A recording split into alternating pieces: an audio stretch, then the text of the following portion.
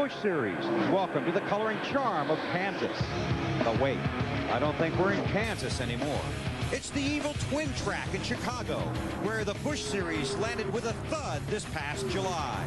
It turned into a hard-hitting Saturday afternoon, a slam-bang affair, where two tires ended up beating the 0-2 car, and where Jimmie Johnson earned his first Busch Series win on his way to Winston Cup.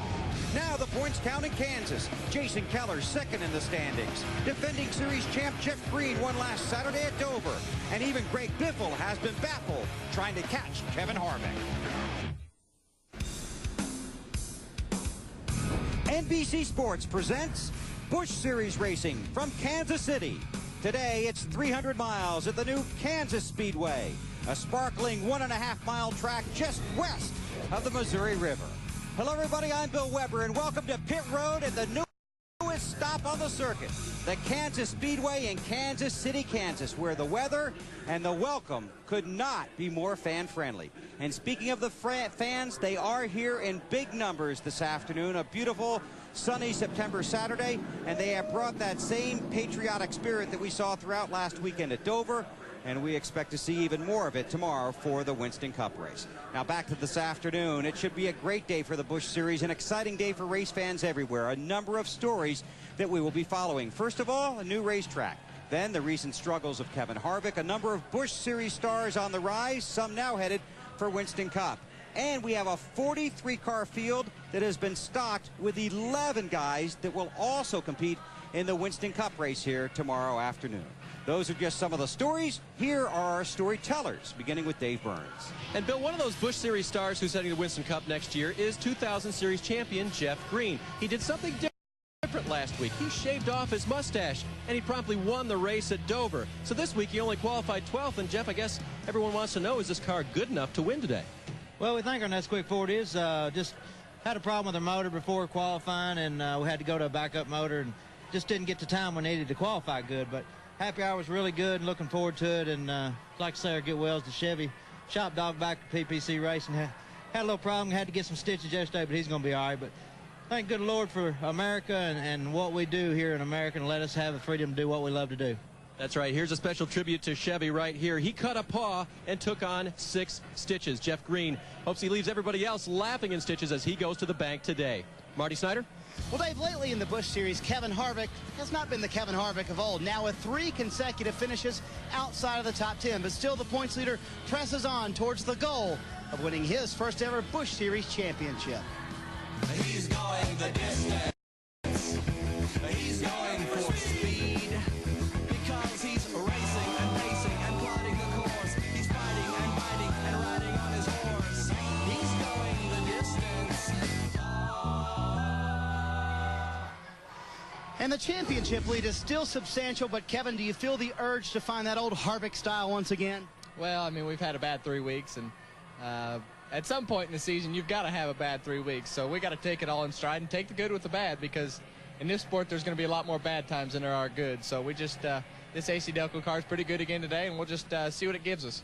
Happy Harvick starts second today, and the last time he started second, Bristol, and he won the race. To Matt Yoakum. Jimmie Johnson entered Kansas with high hopes and plenty of optimism. After all, Kansas is almost a cookie-cutter facility. To Chicago, where Jimmie Johnson scored his first career win, but in qualifying, Jimmy, you crashed your primary car, now starting a backup all the way back in 38th. You won Chicago with pit strategy. What about the game plan today? Well, this is actually the car we won Chicago with. We felt our Vegas car would be a little better here. Going for my first pole, we were second fastest in practice. I had the fastest 3/4 lap here at Kansas Speedway and ended up in dirt and 4 walls. So just a terrible shame for Excedrin. We've got Mr. Goodcents on the car this weekend as well, which is the title sponsor of the race. So we're coming from the back, but we got a good piece, so we'll be there before the day's over. And if Jimmy can pull it off, not only will it be his second win this season, but also the deepest of any winner in Busch Series competition in 2001. Bill? Thanks, Matt. Race fans in this part of the country have waited 5 years for this weekend since the sport announced it wanted a date in the Midwest. Actually, many of them say they've waited all their lives for this weekend. The race and the romance just minutes away.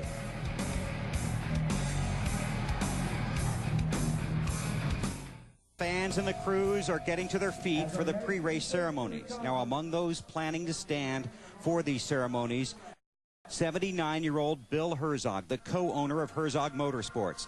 He was injured 3 years ago in a racing accident. That's right, he was racing at the age of 76 in a good old boys race in Wisconsin. His injuries were life-threatening, but he's a tough old racer and has survived. He's been in a wheelchair ever since, but he plans to stand for the first time today at what he considers his home track, the Kansas Speedway. He's from nearby St. Joseph's. We now take you to the public address system for the pre-race ceremonies.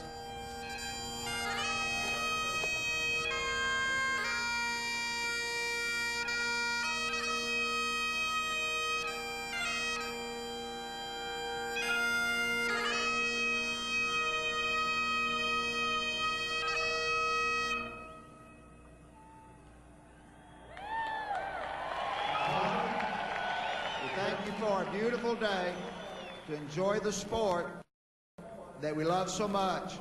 We pray, our Father, that you will bless the drivers today, the pit crews. We pray that you'll bless the safety officials and the fans as well.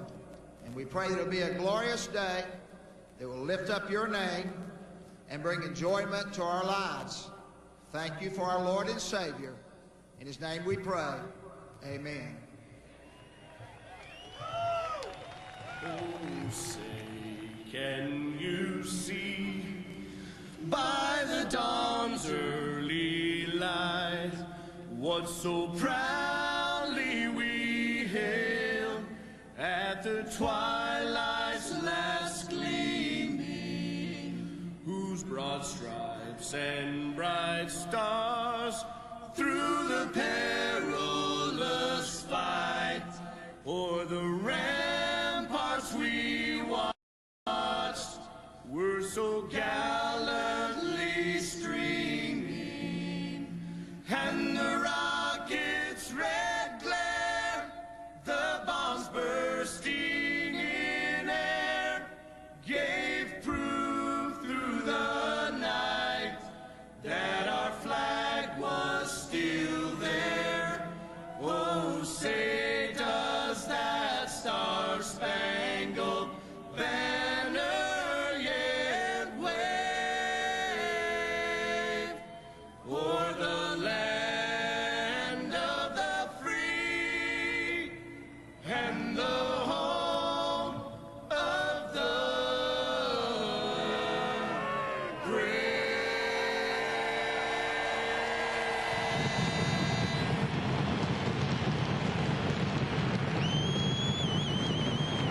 Drivers, start your engines.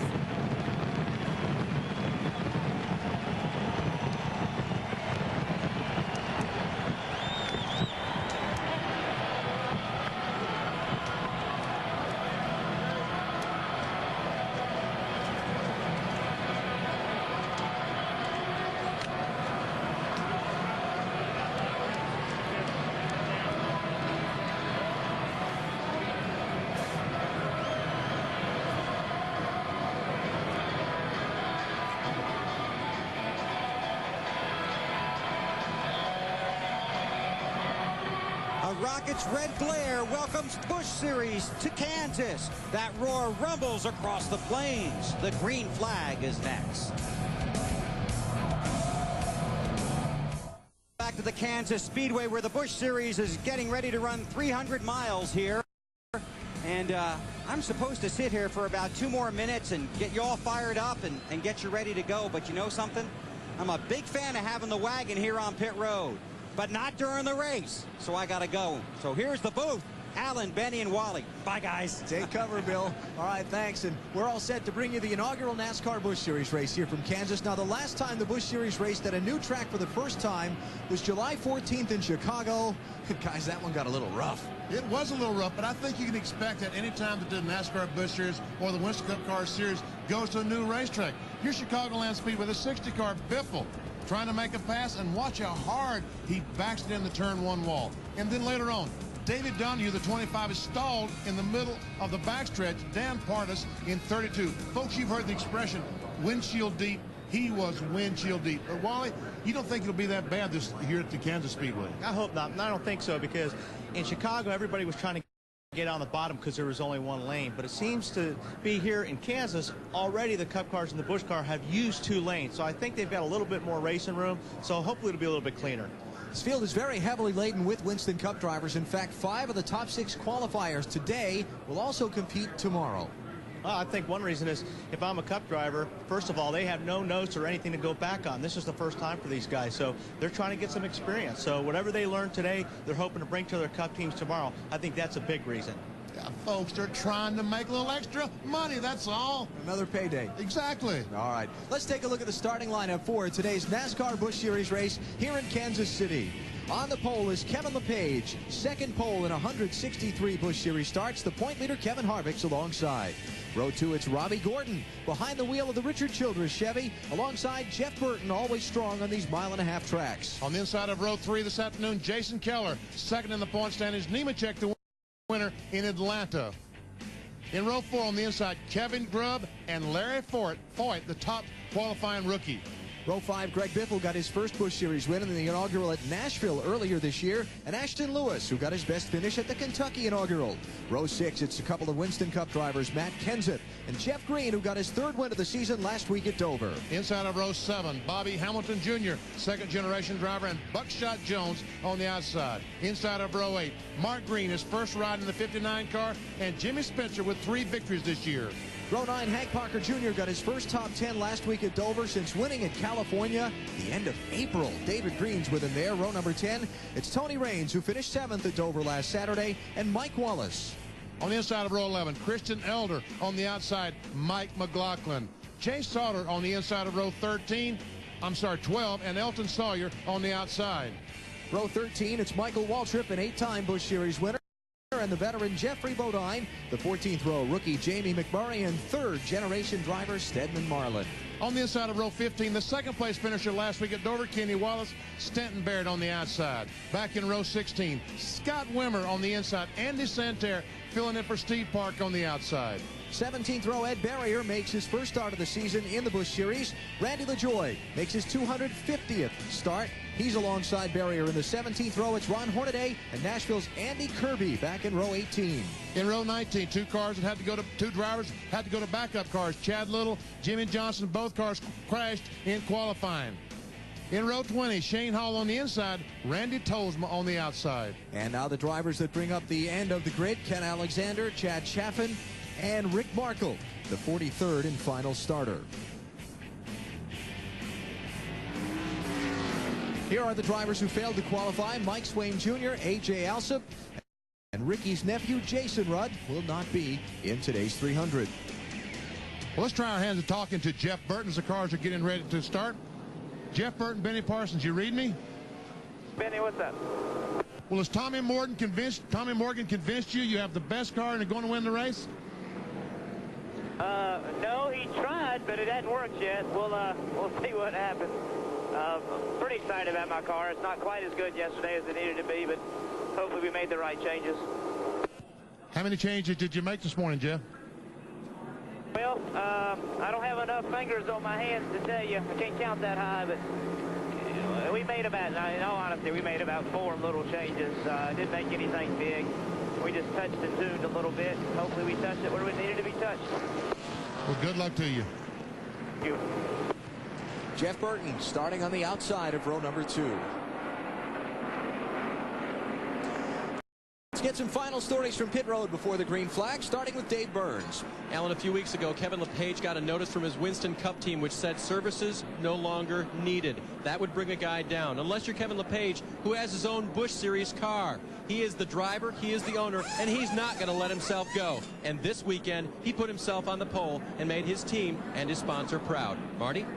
Well, Dave, on Monday, Robbie Gordon got the call he'd been waiting for. On the line, Richard Childress, giving him the opportunity to fill in for Mike Skinner for the rest of this year in the Winston Cup and the Busch Series. No guarantees for 2002. So I asked Robbie this morning, do you feel like you have something to prove over the next 2 months? He said, absolutely. The number one thing I have to prove is that when I have a good race car, bring it home in one piece and bring it home with a good finish. That quest begins today. Robbie Gordon has an excellent car. In fact, it finished second at Chicago, a track just like this one with Mike Skinner behind the wheel. He knows the car can win this race, but the number one goal bring it home in one piece. To Matt Yoakum. The last time the NASCAR Busch Series christened a new facility, fans witnessed the fourth first-time winner in 2001. Today, Kevin Grubb hopes he's on a drive for 5. The 23-year-old will start from the 7th position. He's got a lot of optimism coming into Kansas, and he has a reason why. Since the midseason break, he's finished 3rd 3 times, and at the cookie-cutter facility back in Chicago, he finished 9th. This team is due to break through in a big way, and maybe today is the day. Alan? All right, Matt, thank you. Check some of the facts and figures for today's event. 200 laps to make up the 300 miles. Tires will not be an issue in terms of wearing out. No, they might be an issue in the fact they don't change any. Very hard compound tire here. A lot of 2-tire stops we'll see late in the race. The strategy will be big. All right, on a new racetrack, very often they fight for that bottom lane going into the first couple of corners. We're going to see that here in the start? Well, I think you will, but I also think that there is a little bit of grip up top on the high side, so I don't think it's going to be as important as it was in Chicago, but we shall see. $1.1 million on the line as the NASCAR Busch Series sets to go for the very first time at the brand new Kansas Speedway. 75,000 on their feet, ready for the inaugural green flag.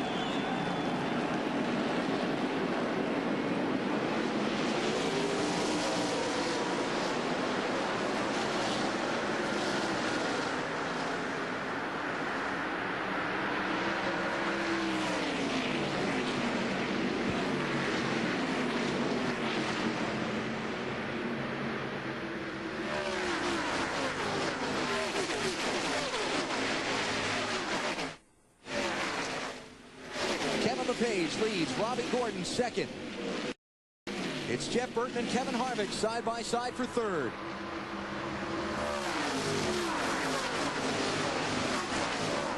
And a battle for the lead as the 21 car, Robbie Gordon, goes in front of the page and takes the lead. And I think you're going to see a lot of this today, and probably more than Winston Cup race tomorrow. It looks like you can get the car in front of you very loose, arrow loose, which we'll show you in a little bit, and I think you're going to see a lot of that here. Jimmy Spencer just had a big slip off of turn number 2. He's lost a number of spots. This is the race for 4th. Jason Keller in the 57, Kevin Harvick in the deuce. And behind them, the cars wanted to make it 3 wide off turn 4. That would not be wide this early. Joe Nemechek on the outside in the 87 car, and he's gotten out of the groove and watches the cars go by on the inside.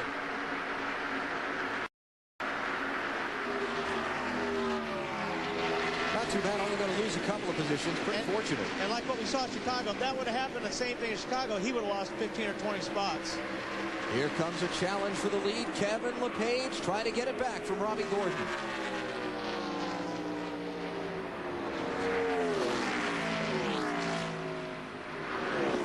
Took a peek under him off turn 4, had to settle back in line.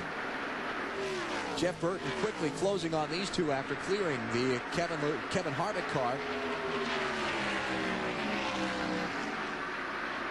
And Harvick's losing a number of positions. He's just lost 5, now make it 6 spots in the backstretch. He finally has got to the inside into the groove on the bottom of the racetrack. And he's saying to himself, thank goodness that Bobby Hamilton Jr. finally allowed me to get to the bottom, but not before he had fallen back to the 10th position. Championship leader, he needed to be conservative. He didn't need to be outside in that, trying that outside lane in those early laps. And you can see just what the outside lane, how slow it is. 10 miles per hour slower than the guys running in line up front.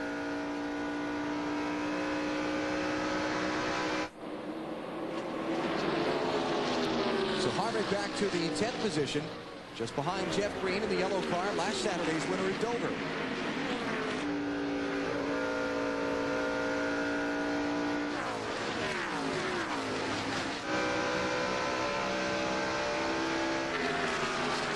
Those two drivers teammates next season on the Winston Cup side for Richard Childress Racing. Mike McLaughlin, the 18, alongside the 43 of Jay Sauter. And here comes Jimmy Spencer. All this is going on back for the 21st, 22nd, 23rd spot.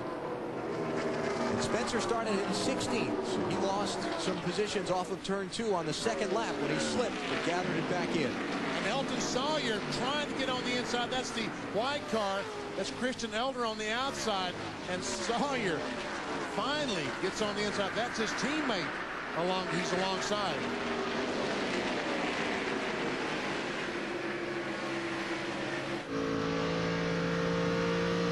On board Christian Elder. And let's check in on Jimmy Johnson, winner at this track's twin up in Chicago. Started way in the back. He's up to the 29th position that time by. Started in 38th.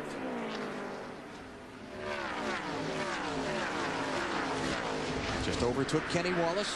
It's Johnson in the red and white car, just went out of the frame. Kenny Wallace in the 48 being challenged now by Ron Hornaday in the 11. Jeffrey Bodine and Randy LaJoie also there racing for that spot. Robbie Gordon is out in front with Kevin LePage and Jeff Burton right behind him. We're just underway in the Mr. Goodcents 300 at Kansas.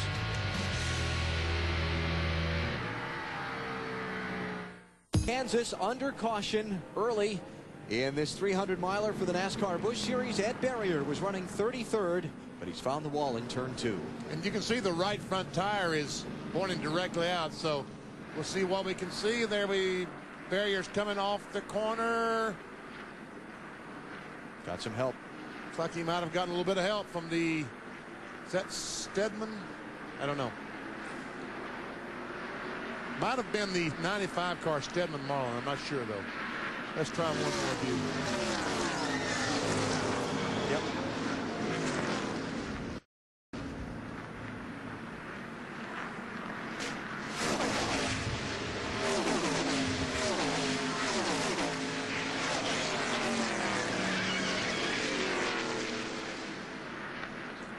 Ouch. That was the Ed out of the car. All right.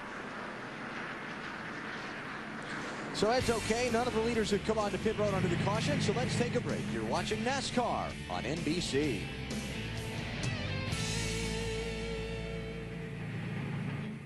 The NASCAR Busch Series is running today, coming to you from the Budweiser.com airship. Brought to you by Busch and Busch Light Beers. Enjoy, race fans.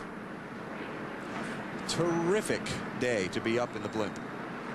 Yes, it is. Weather's Visibility outstanding. unlimited, as the airplane pilot said, coming out here on Thursday. Let's check our AC Delco NASCAR Busch Series update. Championship standings coming into today's race. Kevin Harvick up by 307 on Jason Keller and 318 on Jeff Green. There are 6 races to go in the Busch Series season, including today. Keller's finished out of the top 10 the last 3 weeks. Harvick's finished in the top 10 the last 3 weeks. Keller not able to take advantage. He's actually lost ground in the points instead of gaining. Speaking of Kevin Harvick, Marty has an update on him for us. Yeah, Alan, relationships between Kevin Harvick and Robbie Gordon, his teammate, not too good right now. On the radio, Kevin Harvick is very upset with Robbie Gordon. They were supposed to have a deal at the beginning of the race where Robbie was going to get to the inside. Kevin was going to let him do that. Kevin was going to follow, and didn't quite work out that way. So Kevin very upset on the radio with Robbie Gordon. That's why he's all the way back in the field when he started second. Uh-huh. Yes. See, those deals are always, they make all those deals, but they always fall apart.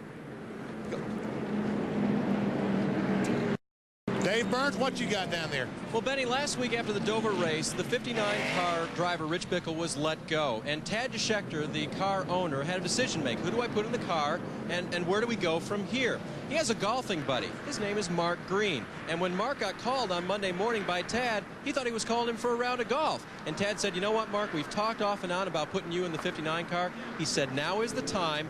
Let's go week to week and see how things go. For Mark's part, I talked to him this morning, and Mark said, you know, the best sign for the future of me in this car, we came to the track, we unloaded, we weren't very good, and we worked on it all weekend long, and now the car is very good. Right now, he says it's a little bit tight, and he's going to change his driving line going into turn 1. Mark Green running in 15th position now as we get set to go back to the green flag. Let's mention that none of the leaders pitted, but those from 28th spot on back did. And Michael Waltrip, who was running 28th in the 99 car, came in the pits, and only the 99-91 car, Stanton Barrett, changed tires, but it looked to me like they dropped the air pressure in the rear tire on Michael's car.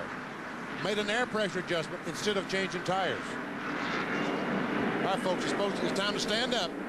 You at home, get off that couch, stand up. Green flag in the air. And by driving the air pressure, obviously he was probably a little bit too loose.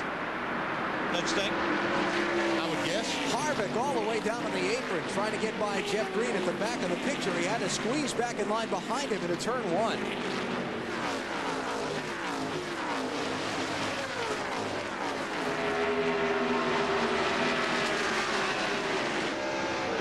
Blocking going on there, and Harvick trying to go all the way onto the flat. Check this out. The green is in the air. Harvick decides to go on the outside. No, I'll go on the inside. And Green just kind of runs him on the apron and destroys his line, getting down to turn one to the point Harvick had no option except back off.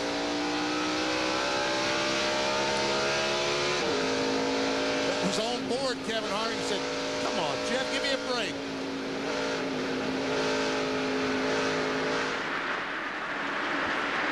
As you can see, Jeff Green, the 10 car, did not give him a break. Robbie Gordon leads, Kevin LePage second, Jeff Burton third. These drivers are racing back for 9th, 10th, and 11th. Jeff Green in the 10 car is 9th. Harvick is 10th. And that's Ashton Lewis right behind Kevin Harvick. A great run today for him. Here's Greg Biffle trying to get a spot from Kevin Grubb. 5th place.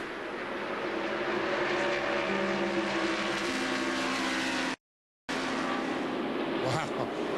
Those cars look like they are really tight coming off turn 4. And that's the complaint that most drivers in the garage area, crew chiefs, were talking about this morning. Tight off turn 4. One to push up and hit the wall.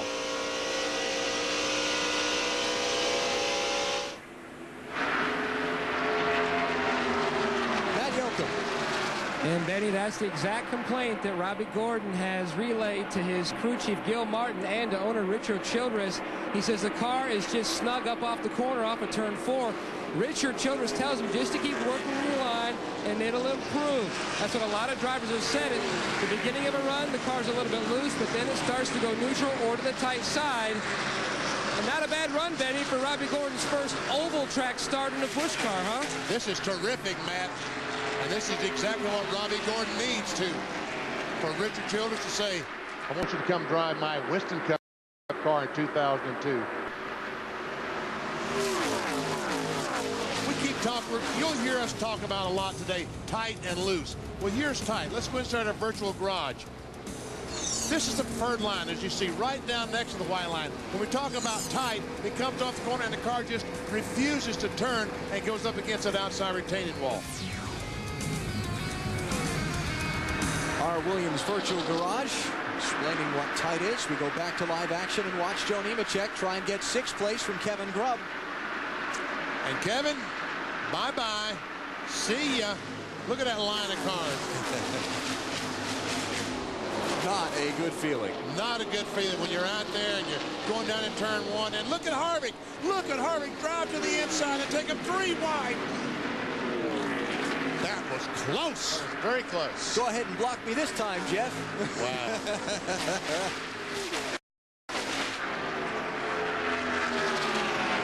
Harvick to 8th. Now Jeff Green will take 9th from Kevin Grubb. And it's going to be about 15th or 16th before Grubb gets back in line. Well, he's back in line already. Ashton Lewis, the 46, did not have quite enough run to get alongside off turn 4.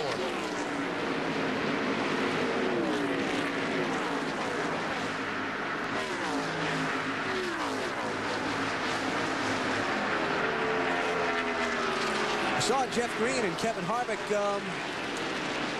what's the word I'm looking for here? Confronting each other on the racetrack. Would not be the first time in recent memory that that's happened.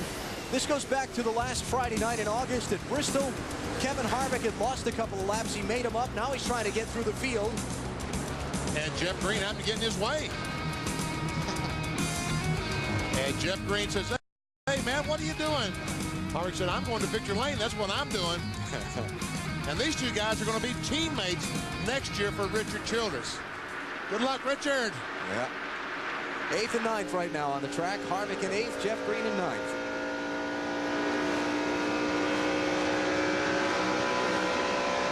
We're running about 3 seconds behind the leader. Robbie Gordon still out front.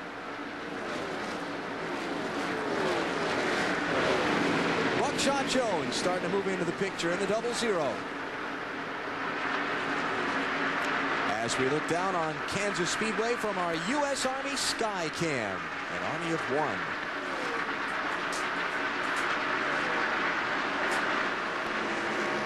Kevin Grubb right now, the 37 car, is struggling. He looks awfully tight, especially from the middle off.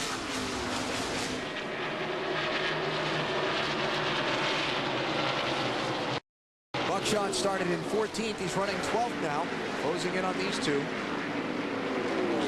Ashton Lewis in that 46 car. He's a pretty remarkable young man. He has done quite a job this year, unsponsored. It's a mechanical engineering graduate from Old Dominion University. He and his brother run this team, do most of the work. Father's business, trying to help keep them going so they can maybe attract some backing. Matt? And Alan, how about for your senior class project? If you're a mechanical engineer, you have to build your own late model, and not only build it, but you have to race it. That's exactly what Austin did. He and his brother built it. He raced it at South Boston and other racetracks up in Virginia. He won 5 times and won 6 poles. Not too bad for your senior class project. I would think that would get an A. I mean, just building and competing would be a B, but if you win, that's got to be an A. I think it'd be a fun class project. Yes. I wonder what he got on that. Must have gotten an A. We'll make sure that Matt follows up on that for us. Matt, what did he get on it? A+. A+. There you go. All right. Looking on Kevin Grubb. This is 10th place. Oh, easy, guys. Oh, that was close. And Grubb's going to lose a couple more spots as both Lewis and Buckshot Jones gets by. All right. The leader, Robbie Gordon, is going by some traffic. The 94 car, Rick Markle. And look at the run that LePage gets just by moving up off turn 2 a little bit.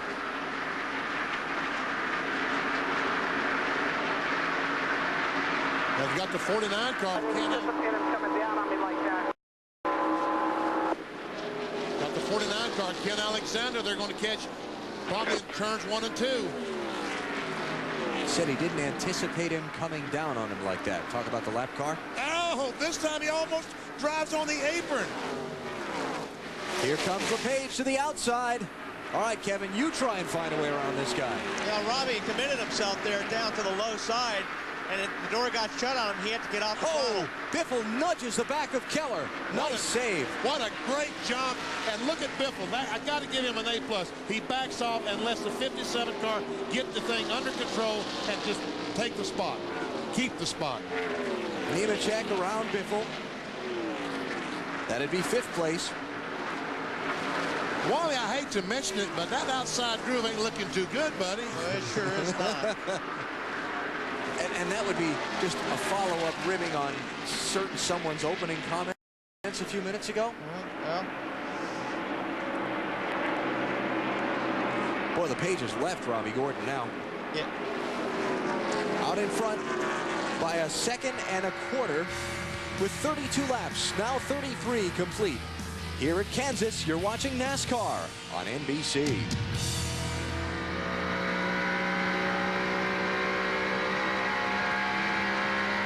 Premiere episodes of your favorite returning hit dramas and comedies and some of NBC's newest must-see shows. Tomorrow night at 9/8 Central, check out the premieres of 2 new NBC dramas, Law and Order: Criminal Intent, followed by UC Undercover. It's NBC Premiere Week, continuing Sunday night, 9/8 Central, here on NBC. Sounds like me. I'll be on an airplane, sorry. It is still Kevin LePage leading Robbie Gordon. Jeff Burton, Jason Keller, Joe Nemechek rounded out the top 5. That's Nemechek in the 87 trying to hold off Greg Biffle for that position. Let's go back and look at this earlier in turn 3. Never see the 57 car and watch just a little bit of bump by Biffle, and up the hill goes Keller. And folks, I can't tell you what a great job that was by Jason Keller getting the car under control before he spun. And Wally, it's amazing just how light the car on the bottom up there. Just how light the tap seems. Yeah, well, we always talk about these cars are on the edge so much as it is. It doesn't take very much to get these cars sideways. And like you said, that wasn't a very big hit at all, but it was a big sideways. Still the race for 5th. Joe Nemechek, Greg Biffle, and now Matt Kenseth joining in.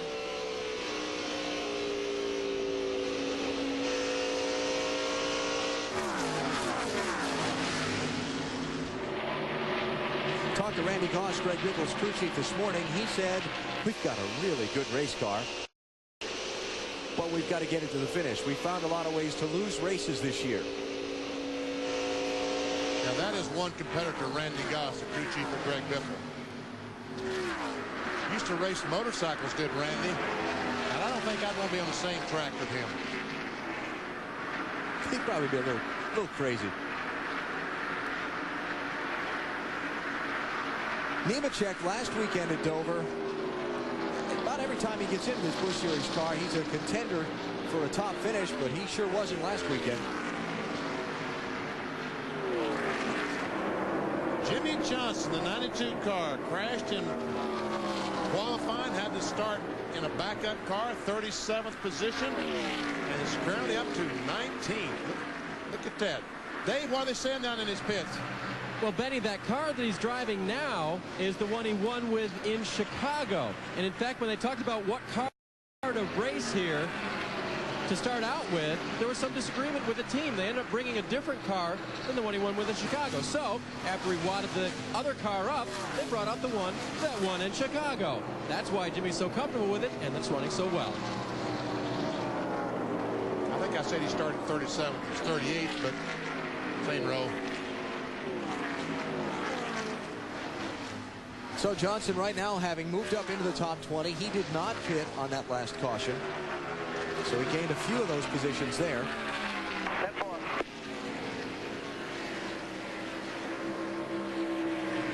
Young man headed for a ride on the Winston Cup Tour full-time next year with Hendrick Motorsports is Johnson. As we bring you lap 43, brought to you by STP.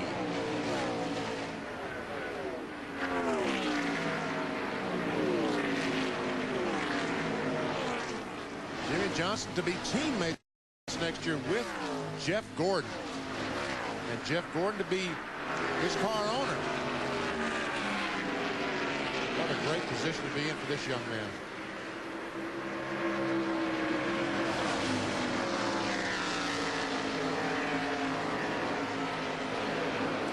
This is the Rick Markle car. Was on pit road for a stop a minute ago. Did not have all the lug nuts attached properly when it left. He was asked to return by the NASCAR officials. And you see the left rear tire loosen up more than any other tire on the car, because these cars have about 700 horsepower, and when you come off the corner and all that horsepower, it's trying to unloosen those lug nuts. And if they aren't just as tight as they can possibly be, it will loosen those lug nuts. As a matter of fact, I don't think it's going to be long before they put left-handed threads on the studs on the left side because of that problem. Kevin LePage working his way through some of the tail end of the field cars. Jeff Burton riding along solidly in the top 5 as well. You're watching NASCAR on NBC.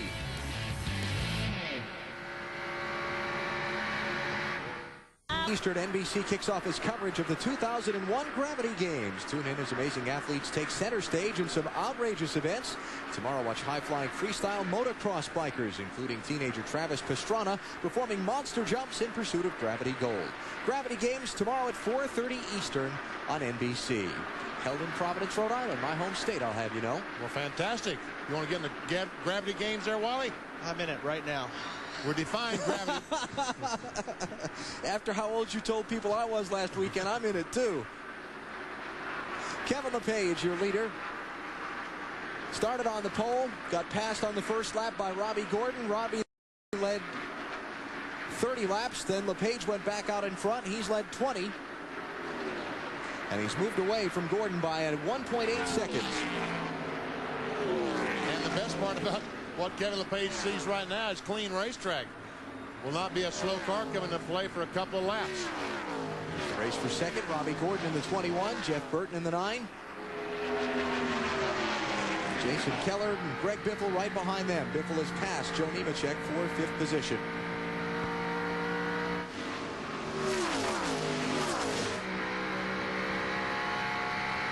Jeff Burton's NASCAR Busch Series season has been steady, if not spectacular. He's run so far 7 races this year, but it took him until the 6th one to get his first victory. That's kind of an unusual thing for Jeff and this team, but it happened at Darlington on Labor Day weekend.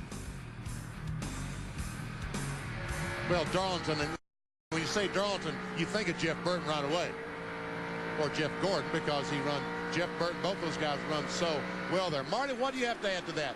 Well, and the car that sat in victory lane at Darlington is the car Jeff Burton is driving today. That's the last time it saw the racetrack.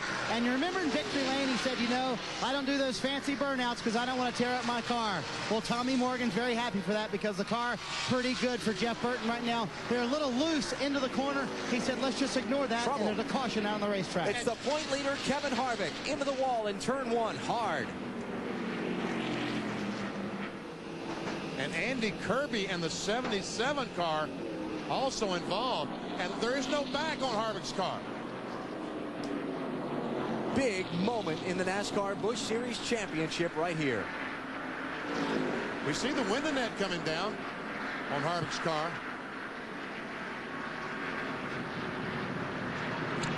And I don't think he's saying, are you okay?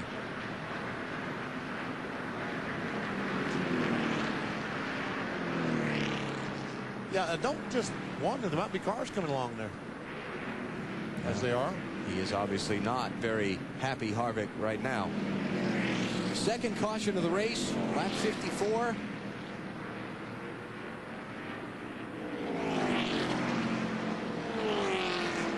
Very hard crash for Harvick. Let's take a look at the It's almost like Greg Biffle at Chicagoland Speedway. But another car was involved this time. Let's go on board with Kevin Harvick and just listen.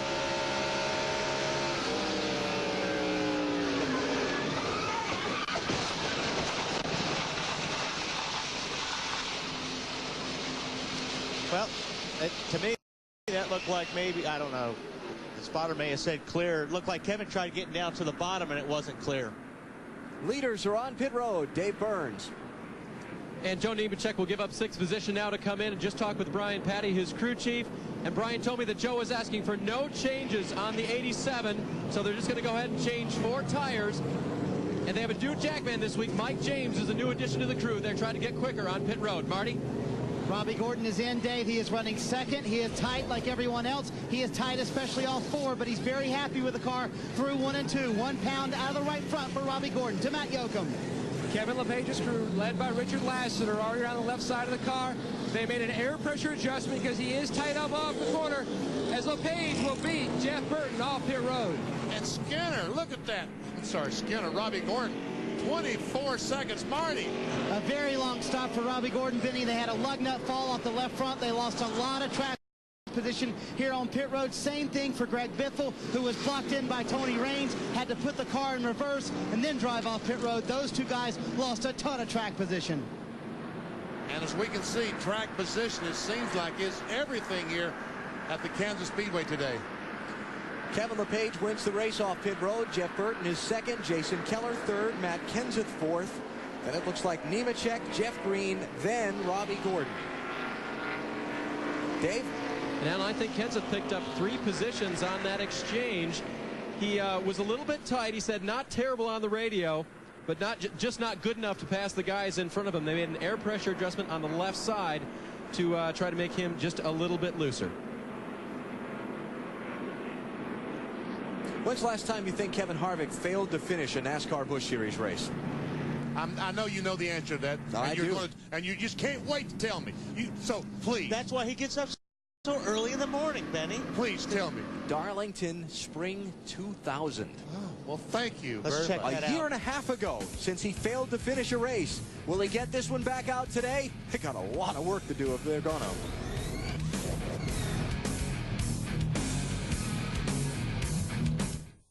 The Kansas Speedway under caution for a crash involving the championship leader. Pit stops by the front runners. Ouch for Robbie Gordon and Greg Biffle. Man, and those spots are hard to come by, because we've seen that the get on the outside lane today, and it's so hard to go up there. Like I said earlier. Like you said at our open at the top of the show. That's right. And our aerial view from the Budweiser.com airship, brought to you by Smooth Busch Beer and Easy Drinking Busch Light, the proud sponsor of the NASCAR Busch Series for 20 years. Talked about Jason Keller being unable to take advantage of Kevin Harvick finishing outside the top 10 the last 3 weeks and gain points on him in the championship. He's got a huge opportunity now with Harvick in the garage. And you see just what a big difference it makes right now. The points as of now, Keller's only 185 points behind. Let's go down to pits and Marty Snyder. Well, Benny, look at all the work that Kevin Harvick's team has to do. They have an entire rear end mounting here, if you will, the trailing arms as well as the axle and both rear spindles there that they will put onto the car. But there is a lot of damage here. As Alan mentioned, Kevin Harvick has not finished a race this year. 0 DNFs this year for Kevin Harvick. This is a pivotal day for these guys. They have 3 races out of the top 10. Looks like it will be 4 in a row. And just perspective on that 185 point difference we saw a minute ago. His lead 307 starting the race. So if Keller is able to finish where he runs now, which is in 3rd position, he's going to cut a 3rd off of his deficit in the NASCAR Busch Series Championship.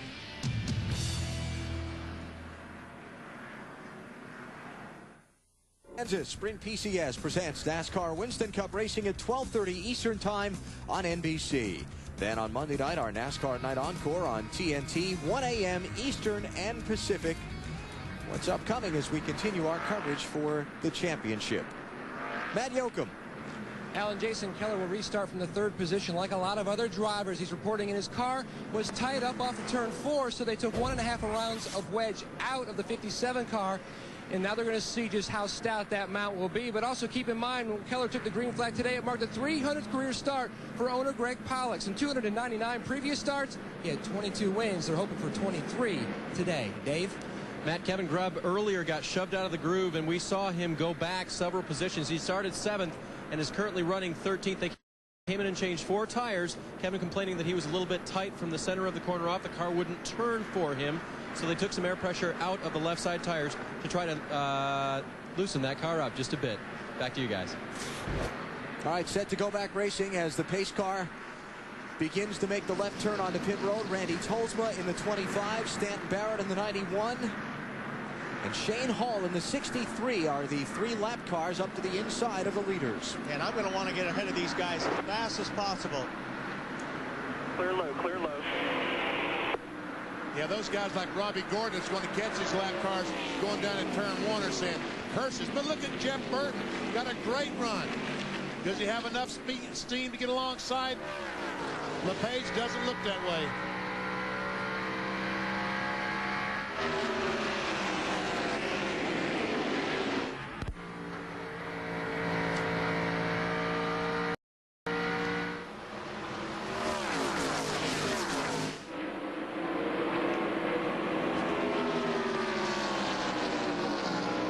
Kevin Harvick, the championship leader, is back in the garage area with Marty.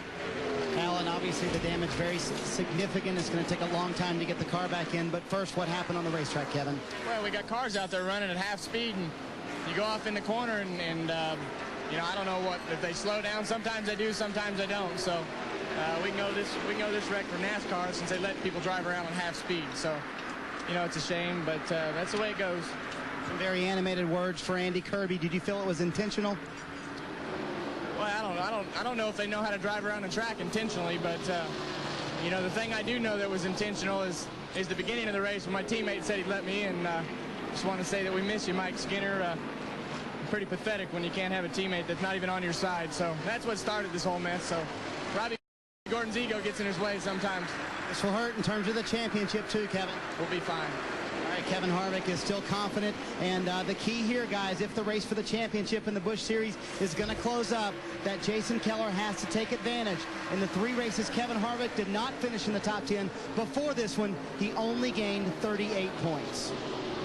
Okay, where do we start following up on that stuff? I don't know, but right there, they're 3 wide. Elton Sawyer wisely backed off a little bit as Mike Wallace went by on the outside.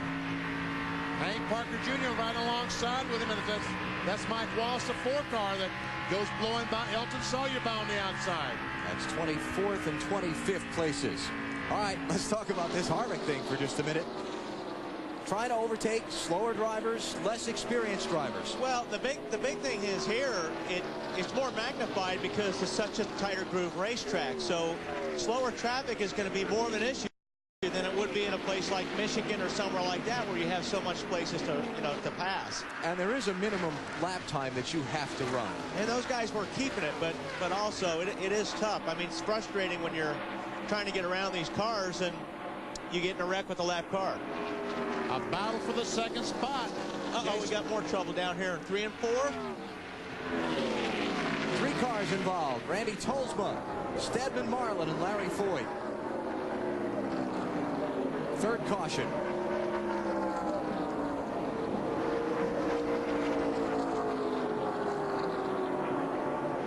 And the leaders come up on the accident scene and begin to slow down.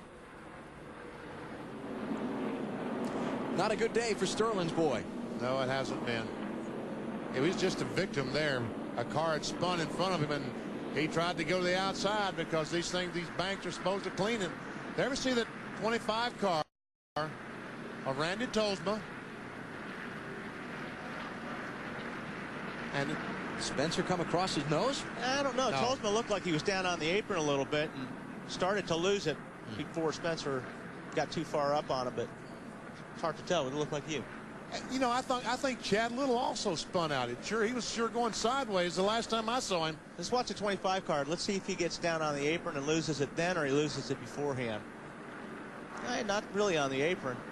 Yeah. I think he just tried to turn away from Jimmy Spencer. Could have been. That was a good shot there. And we see that there's definitely contact. There's a 74 car. Did he spin? Yeah. Yes, he did. I don't know if anyone hit him after he spun. I think the 25 car is just trying to turn away from the one to avoid hitting him in the left rear quarter panel and spinning him. And I think when he did that, he probably also jumped off the accelerator or stood on the brakes and it spun the 25 car around. And that was a heavy, heavy lick by the 95 car. This is Christian Elder as he sees the smoke and wisely goes to the inside. Chad Little was coming down the racetrack toward him, and he just got by that one, too. Chad is driven away. The others, Larry Foyt is driven away.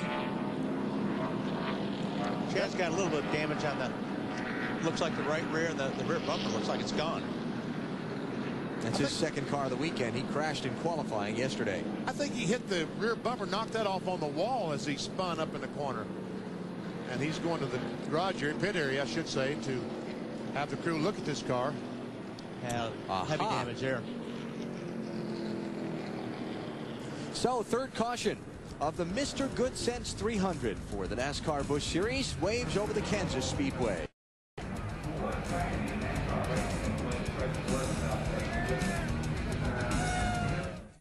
Caution here at the Kansas Speedway after the accident up in turn 4. Randy Tolsma's car being towed away. He climbed out of his machine all right. And Stedman Marlin also okay after their involvement in the accident. Boy, strong comments by Kevin Harvick, the Busch Series championship leader, about his teammate for now, Robbie Gordon, a few minutes ago. And they're talking about Robbie Gordon. The rumors in the garage area have Robbie Gordon going in the 31 car next year as a teammate to Kevin Harvick. I don't think Kevin Harvick's going to send a Christmas present to Robbie this year. If you're Richard Childress, the team owner, you've no doubt heard of these comments by now. And I think that Richard Childress is probably the one guy inside the garage area that can handle that kind of situation. He's been there many, many times before, and I think he understands that, how drivers act, because after all, he was a driver at one time. And I think that he'll go to these guys and he'll have saner minds come to a meeting. if you're Richard Childress, you have to make the final decision as to whether Robbie Gordon gets that Winston Cup ride next year. Don't you have to take into consideration the ability of those two teams and drivers to work together? Of course you do. Absolutely. And that's the thing. If you're going to have a team, then drivers and the teams are going to work together. Everybody has got to work together, not just the drivers, the team, the crew, everybody has to. So, you know, if these guys can't get along and Richard can't get a handle on it, it's going to be a long season for him. And when you say team, that's exactly what you're talking about. Team work and working all together for the ultimate goal, if that's one of those cars, to win a race. Still cleaning up in turn number 4, so let's take a break. The leader is Kevin LePage here at Kansas on NBC.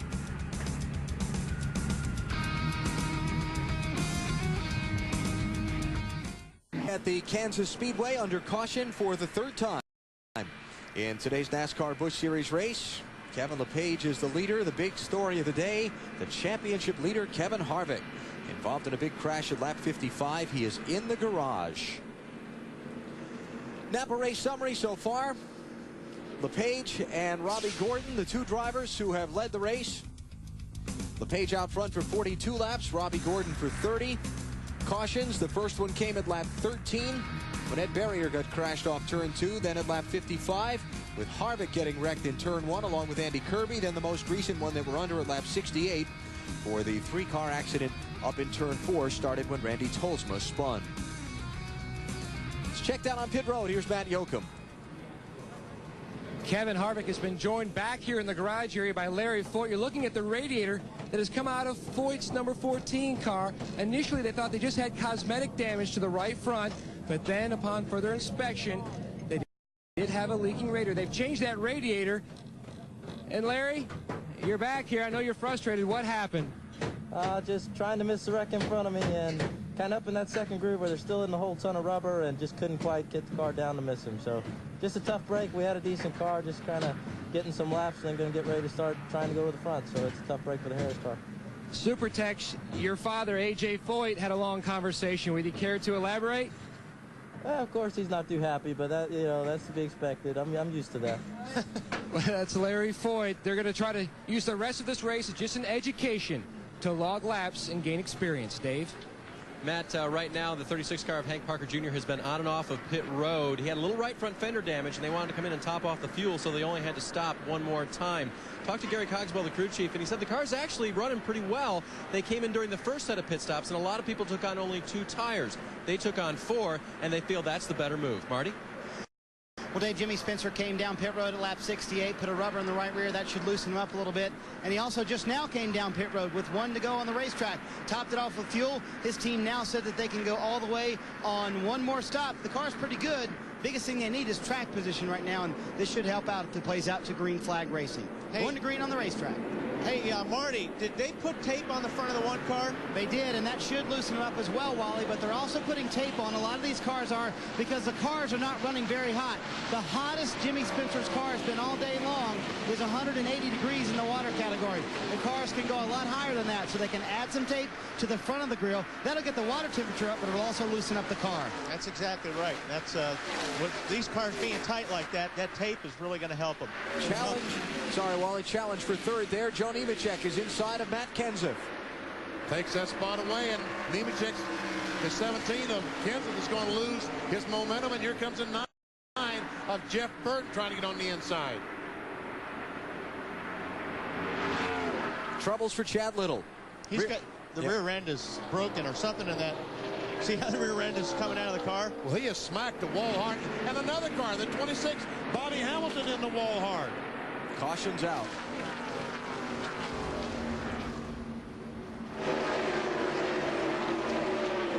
Well, as we said at the top of the show, the inaugural race last time at Chicago was rough. This is caution number 4.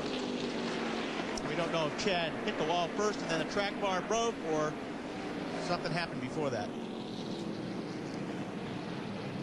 Well, I would think that car's probably pretty loose with the damage that's on it anyway.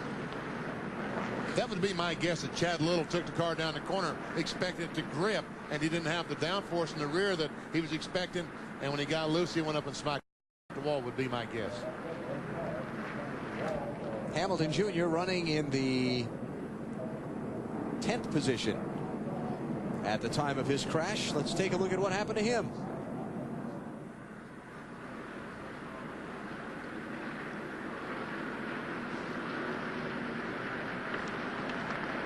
He may have got pushed up there. Hard to see that angle. It was Jimmy Johnson in the 92 that was right behind him, racing him for that spot. Looks like he might have a little damage on that left rear bumper. Well, there's a lot of damage to the right side of that car.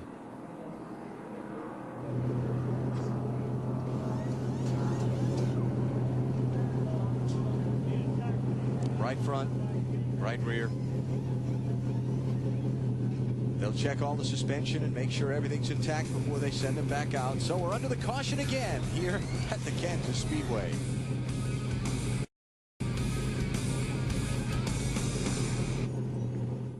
Line everywhere here at Kansas.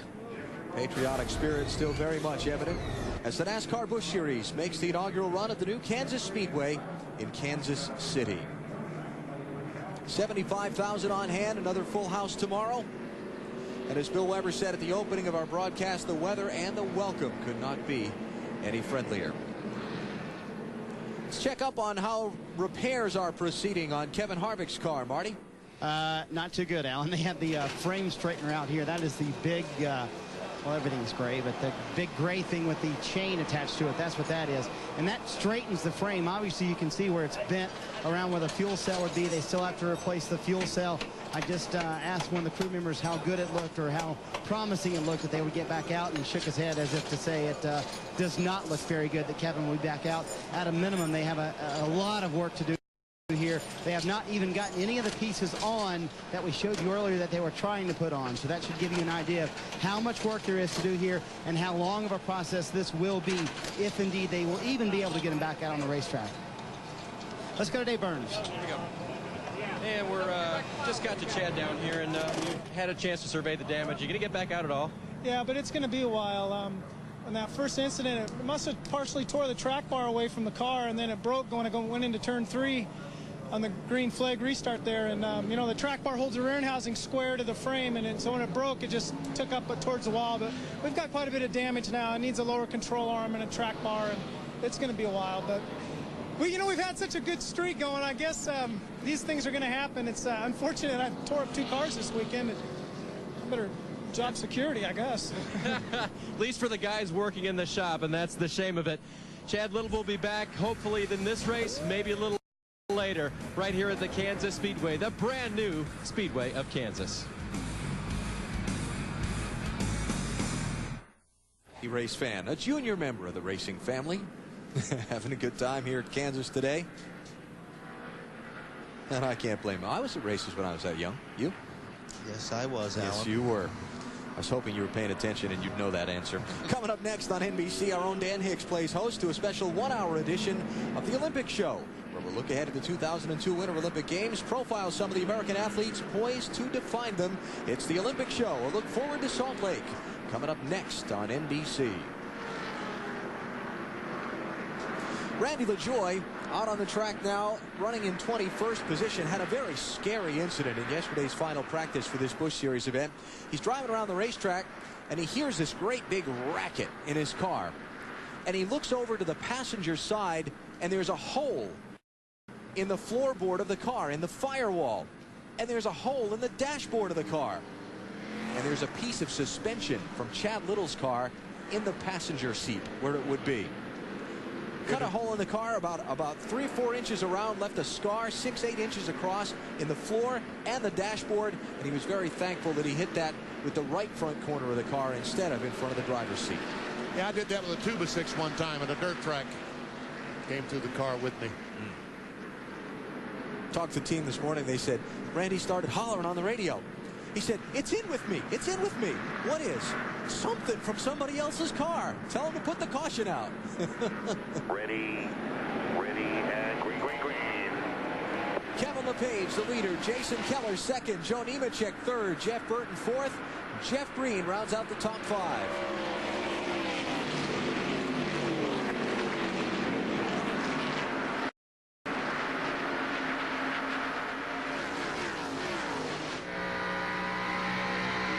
Jeff Green going by Jeff Burton on the inside. Oh, and he just squeezes Jeff Burton, just back off enough for Jeff Green to get in that spot. Pull down there. There's Buckshot Jones challenging Matt Kenseth for 6th, right behind them. Still there. Jones in the 0-0, going to get caught behind the Shane Hall slower car. Clear low, clear all around. See Christian Elder on the apron of the racetrack, leaving pit road. Jimmy Johnson. Oh, me. Wow. And Greg Biffle loses 2 spots.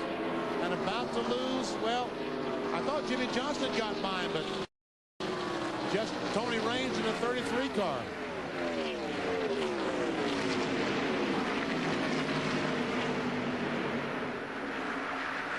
And poor Shane Hall went from trying to get a lap back on the restart from the leader to trying to keep from getting wrecked by some of these other guys. Yeah, I think he decided that high groove is a lot safer than being passed on both sides.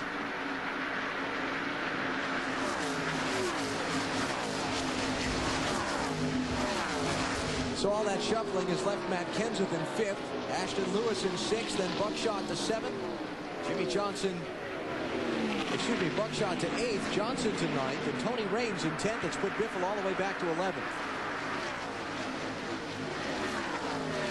Randall LaJoy in that 7 car getting a lot of heat right now from Elton Sawyer in the 98. 22nd and 23rd places.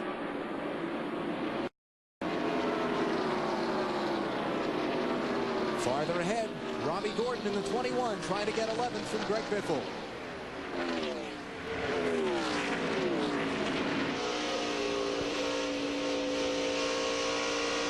Greg Biffle looking out the rear bumper of his Granger Ford back at Robbie Gordon.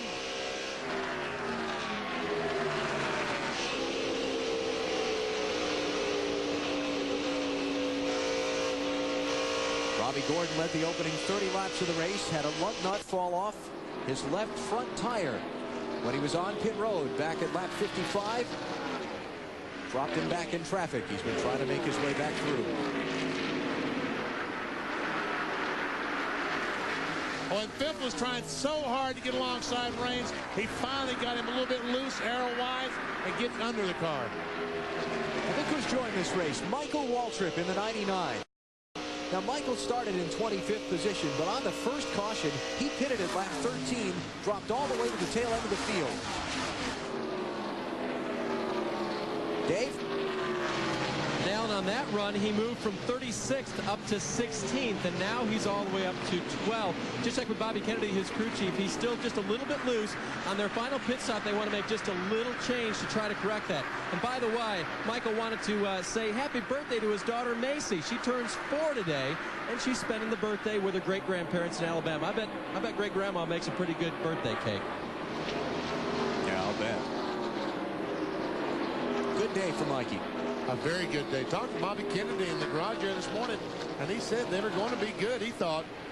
And Bobby was correct.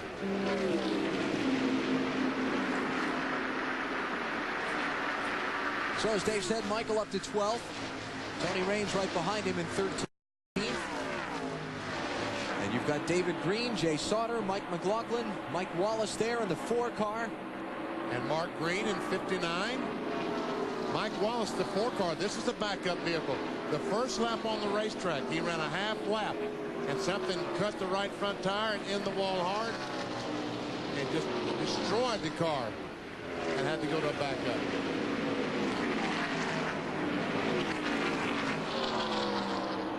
Fifth place. And Matt Kenseth is through Jeff Burton. Back to Dave. And Alan, that's good news for Matt if he's finally passing a car again, because he's radioed into his crew that they haven't quite hit it yet, and they may only have a top 5 car today, perhaps not one that can get up to the front and challenge Kevin LePage or Jason Keller. The thing that he complained about was that the car is rolling over on the right front just a little bit. I checked with his crew chief Russ Trupp to see exactly what he meant by that. And Russ believes they have just a little bit too small of a sway bar in there. The car's rolling over just a bit. Matt used the word attitude to describe what was not right about the 17. And by the way, did you know why the car is green, Alan? I have a pretty good idea. Go ahead, Dave. Well, the way you've been sniffling this weekend, I think you should know, right? Yeah. It's the allergy Visine they're advertising. Yeah. And I can tell you by the condition of my nose when I woke up in the hotel room this morning, allergy season is here in Kansas City. Now, Dave Burns talked about attitude. He's not talking about the mental part of the race car. He's talking about how the car sits on the racetrack. That attitude. And what he's saying is the car's rolling into the corner, and he's turned, and the car's actually rolling over on the right front. And really, I don't know what they're going to do other than maybe put a half rubber or quarter rubber in the right front spring to help that. That's about all they can do, but I don't think they'll give up that much track position to do it because it will take a few extra seconds. Dave? Well, Alan, in fact, they talked about exactly that before their first round of pit stops. But remember, they busted off that real fast pit stop and picked up 3 positions. They did not do it. This is Christian Elder running back in 31st place. We've got one of our onboard cameras hooked up on the rear suspension of his car. And there you see, they're always talking about trailing arms. That is a trailing arm. It goes up and hooks up to near the transmission and around the axle housing there with a huge U-boat. And we keep talking about putting spring rubbers in a spring. That is a right rear spring with a full rubber. What else do we see there? I'll tell you, the one thing I noticed most about this, Benny, is there's not a lot of movement in that suspension. And there's not a lot of movement in that tire. If you look at the tire, we've seen before, the tire just rolls tremendously when it gets in the corner. These tires hardly have any flex. And I think what a lot of drivers complaining about on tracks like this is that the tire is hard. And when a tire is hard, you lose a little bit of grip. And you can see the tire does not flex or roll that much. And by there not being a whole lot of movement in the suspension, that tells you how smooth the surface of this racetrack is. And the drivers, the crews and drivers keep talking about adjusting the rear track bar. That black bar you see there connects over here, and it goes all the way over and connects to the frame over on the left side, runs the full width of the car. And if the roll center of the rear of the car is how the track bar is located. So to change the chassis, you move that track bar up and down or change the roll center. As a matter of fact, let's go ahead and start our Williams Virtual Garage and show you what we're talking about, a track bar adjustment. There's the bar I just described. If you want to change the chassis, take the bar up or down. That changes the roll center. As you go down, that tightens the car up. As it goes up, that loosens the car. That bar looked like it was down. That bar is way down. All the way to the bottom. Our virtual garage sometimes, folks, a little exaggerated, but I think we have to do that for you to understand exactly what we're talking about, because these crewmen might change that bar 1/8 of an inch or 1/4 of an inch, something you could not see with a naked eye. Coming up on halfway here at the Kansas Speedway, Kevin LePage continuing to run out in front. This is a race for 7th spot. Ashton Lewis in the 46. An old buckshot in the 00. Dave Burns. And I just checked with Ashton's crew chief, Charlie, his brother, I believe. And, whoa, he's a little bit loose, I think, off the corner maybe, Alan. But that's what he's been complaining about, just a little bit loose. Although Ashton hasn't said anything on the radio, which means that he's okay pretty much. They changed 4 tires on their first stop, so it was a great pit stop as well. And he's maintained his track position. He started 10th. Good, solid run for this young man and a team that needs a good finish. Jimmy Johnson and Greg Biffle, 9th and 10th spots. And we see Ashton about to lose a spot. No, Buckshot had a good run, but not able to finish the job down in turn 1.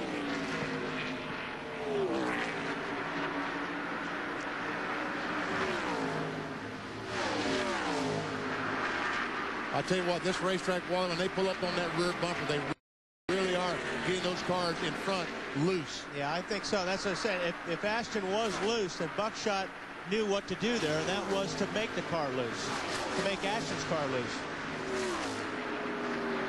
Of the 101 laps that have been run so far, Kevin LePage has matched his car number.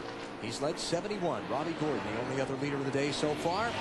Midway through the Mr. Goodcents 300 for the NASCAR Busch Series at Kansas City on NBC.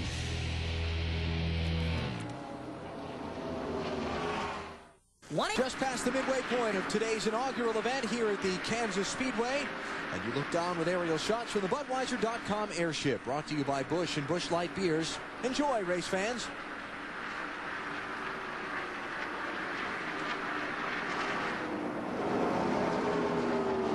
Shane Hall, the 63 car. Kevin Grubb, Shane Hall, the 63, is a lap down. The 37 car, Kevin Grubb, back in 27th position, not a position we would normally see Kevin. Well, Kevin lost a lot of spots about 10, 12 laps ago, opening turn 2. He got kind of run up out of the groove and did a great job to keep it off the wall, but he fell way back, and now he's trying to kick his way back forward. And do you know why he got pushed way up out of the groove? Tell us, Alan. I'm trying to, this is called a setup. I know you're trying to set it up. Because he got aero loose. Very good. We have a winner, ladies and gentlemen. And I'll bet you can tell us a little bit more about that very topic. Well, here we go, Alan. Here you go. The guy in front looks in the mirror. Here's the guy in the back. He draws right up on the rear bumper. Not only is he taking air off the rear spoiler, but he's packing the air up underneath the guy's rear bumper. That's lifting the car, which makes the car loose. It takes traction away. And the guy in the blue car is laughing. Ha ha ha, see ya. And away he goes.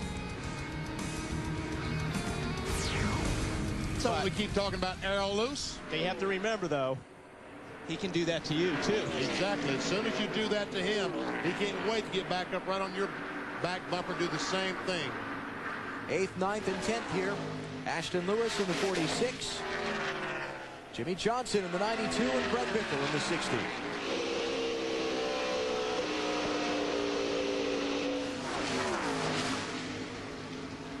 Biffle was trying to get up close enough to the 92 car to get the car a little bit loose off the corner. But I think when he gets behind the 92, he picks up that aero push, and his car's a little bit too tight to begin with, and he just can't keep the car down. Watch as the 60 just goes up the hill. You're right, Benny. I don't think he's being able to get that car down low enough on the racetrack to get up on the bumper of the 92 car, Jimmy Johnson. Right there, he's losing the nose.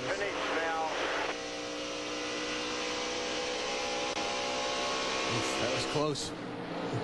Kevin LePage had it all his way so far, except for the first 30 laps that Robbie Gordon led. No one has been out in front of this race except this man in this car, Matt Yoakum.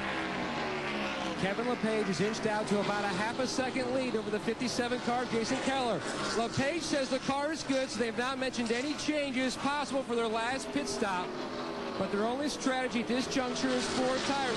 Meanwhile, Jason Keller, his car was tight earlier. They made a wedge adjustment on lap 55. Now the car is very good, but they develop an aero push when they get too close to LePage. So they're talking about what, if anything, they can do for their last stop. They can go the distance from lap 128 on to Dave. And the 87 car of Joe Nemechek right now is operating perfectly. It's a brand new race car, and according to crew chief Brian Patty, Joe has said nothing in terms of suggesting something better on the radio. Brian also said, we're just making laps. That's a good sign. Marty?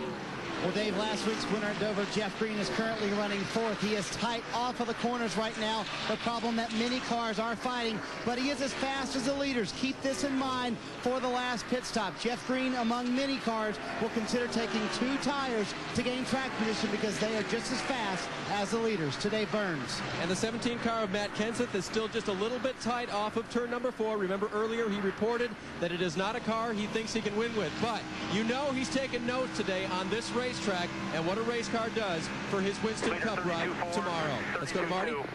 Jeff Burton, real tight right now is the way he describes this car. They are going to come down pit road on the next stop. He is currently running in the 6th position. They will take a pound out of both left tires. That should loosen him up just a little bit. He has 7 Busch Series starts this year, 7 top 10s. He's well on his way to doing that once again.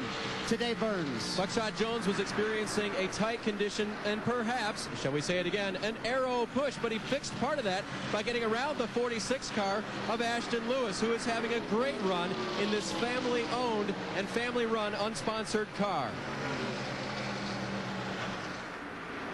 And we see the 46 car there of Ashton Lewis, and Greg Biffle, the Granger car, has gotten by Jimmy Johnson and closed up on the back bumper. I'm Ashton Lewis if he doesn't hit the wall off turn 2.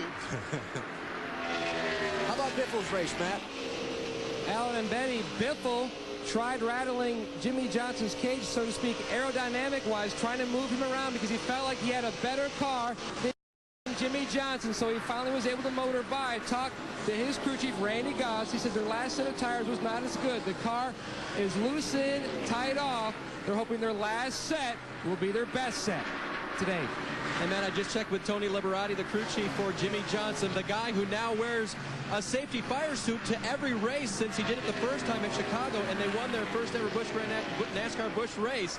And Tony said they're still a little bit tight, but I don't suppose that Greg Biffle running up behind him would actually help loosen the car in the right sort of way. Marty? Well, Dave Riley Gordon is running 11th right now. He is tight, continues to be tight, but he's no worse off than he was before, and he is a perfect example of how you can lose time or gain time on pit road. Remember, he came down pit road second last time. Lost time because they lost a lug nut off the left front, and that is what cost him all that track position, why he's running back in the 11th position, and why these next stops, which should come in about 10 to 15 laps, will be so critical. Yeah, you know, I'm actually thinking we're going to see some of those stops before that. Leaders were last in at 55. I think we're going to start to see him at 125 here in a little bit. So you see the interval from 11th place Robbie Gordon up to the leader Kevin LePage. And in traffic, Nemechek has caught the top 2. Let's go ahead and look at the aero push that we've been talking about. Try to explain that to you on what these guys are going through here. Basically, when you're in the car behind you pull up behind somebody, it's best to pull down to the inside just a little bit so that air hits your fender and plants the car. If you get right behind the car, what you do is you lose the nose. We didn't see the whole thing there, but if you get right directly behind it, you lose the air on your nose, which when you don't have the air pushing down the front of the car, it doesn't turn the car. So what you want to do is you want to drop the car down to the left a little bit, at least get some air pushing on that left front fender, and that helps you get through the corner. These cars today are so sophisticated and so dependent on air as a handling tool that a car gets in front of you and disturbs that air, all of a sudden your handle goes away. Kevin LePage has held on to the lead through the traffic. Keller and Nemechek right behind him, and we're just laps away from green flag pit stops for the leaders. So let's take a break. There are now 79 laps to go here in Kansas. Kevin LePage out in front. You're watching NASCAR on NBC. About bobsledding, here's a man who's had a lot to do with improving the United States bobsled program. Jeffrey Bodine got involved a number of years ago, saying all the bobsleds are built overseas. Why can't we build a bobsled here in the States? We've got the technology. So he started raising money and did it. It has certainly improved the caliber of the U.S. effort. And bobsleds are expensive, BP. Are they? Yes, they are. I never bought any, so I wouldn't have any idea. You'd love to ride in one, though, I'll bet. Oh, I'm sure I would, yeah. That would be so exciting. Bodine, kind of off the pace a little bit today. He's on the lead lap, but he's back in 25th place.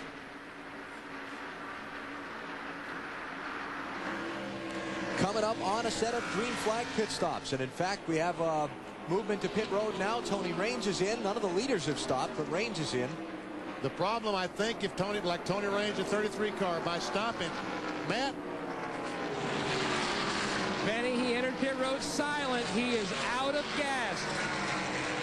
We speculated before the day began that fuel mileage could actually play a factor here, and Tony Raines has run out of gas. The car is still silent. It has not refired. It just now refired, and now we're hearing possibly the leader may be out of gas as well as they still try to refire Tony Raines, and he's finally out of the way. Alan, Matt, Kevin LePage is on the apron of the racetrack. You know, the worst part about this is they can't make it the rest of the way. He has to stop again. These guys are on the racetrack that can make it just a couple of more laps. We'll be able to make it on one more stop. Shane Hall is also coasting slowly. He appears to be out of fuel. So Jason Keller has moved into the lead. And Kevin LePage is also going to get penalized for speeding entering pit road. Matt? And what a hard break for Kevin LePage. I spoke to his crew chief, Richard Lassiter, about 15 laps ago. He said we're going to be questionable. If we can make it the distance, we think we can. It's going to be very, very close. And obviously, it wasn't close enough because he did enter out of gas. And, Benny, a lot of times when you're out of gas and the engine's not fired, you cannot check the RPMs to get the proper pit road speed. So not only does he lose time on the racetrack by running out of gas, he's going to lose time here on pit road. A tough break for the leader, Kevin LePage, and the State Fair Corn Dog scored. Finally, he leads, but obviously very frustrating. Boy. Greg Biffle is on pit road for service. Looks like Jimmy Johnson might have run out of fuel. Here comes Robbie Gordon, Kenny Wallace, just ahead of Johnson. Michael Waltrip in for a second stop. Let's go to Marty. Well, in just a second Busch Series start, Robbie Gordon doing a very good job, Alan. They were fighting the track position problem. The car is tight for Robbie Gordon. I asked Gil Martin, the crew chief, can you make it all the way on fuel? He said it's going to be very, very close as to whether or not we can make it all the way on fuel. They will make a wedge adjustment in an attempt to loosen up Robbie Gordon just a bit. And again, a little bit longer on the stop. They are getting some help from Kevin Harvick's team with this pit stop, a little bit longer than they would have liked. Doesn't sound like the car's running, but indeed it is, and there he fires it away off from pit road. Keeping an eye on the leader, Jason Keller, who begins to slow up in turn 4. Here he comes. Keller, Nemechek, Jeff Green, the top 3. Matt Kenseth, the 4th place car. Buckshot Jones also coming to pit road. And all these cars can easily, I think, make it the rest of the way after this stop. Nemechek comes sliding to a stop. Right side's off. Back on Dave Burns. And the 17 and Matt Kenseth is in. They have tried to take half a rubber out of the left rear. Let's see what they do. They take the tire off. They forgot to do it. Now they ripped it out. And now they put the left rear tire on. That's going to cost them time. Marty?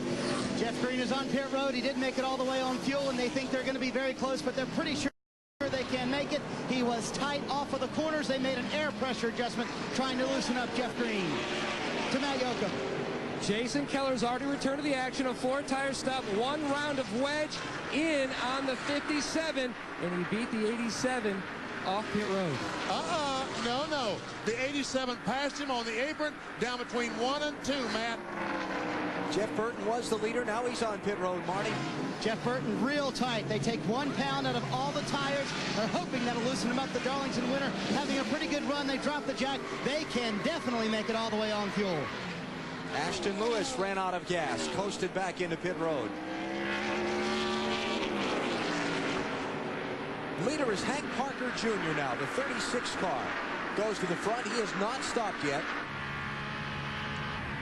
And here he is, the leader. It always seems like you run out of gas at the start-finish line. You never run out of gas going into turn 3. I don't quite understand that. Got Parker Jr., Jimmy Spencer, Jeffrey Bodine, and Ron Hornaday, the top 4, and they have not yet pitted. Dave? And a chassis adjustment being made on the 98 car of Elton Sawyer. They're going to go ahead and change 4 tires, put 2 cans of fuel in so he can make it to the end.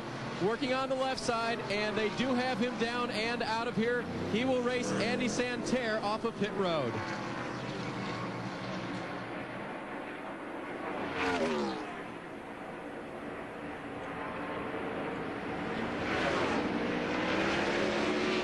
Just going back and checking. Of the drivers who are out on the track now who've not yet stopped, Spencer last pitted at lap 80, so he can run for a while.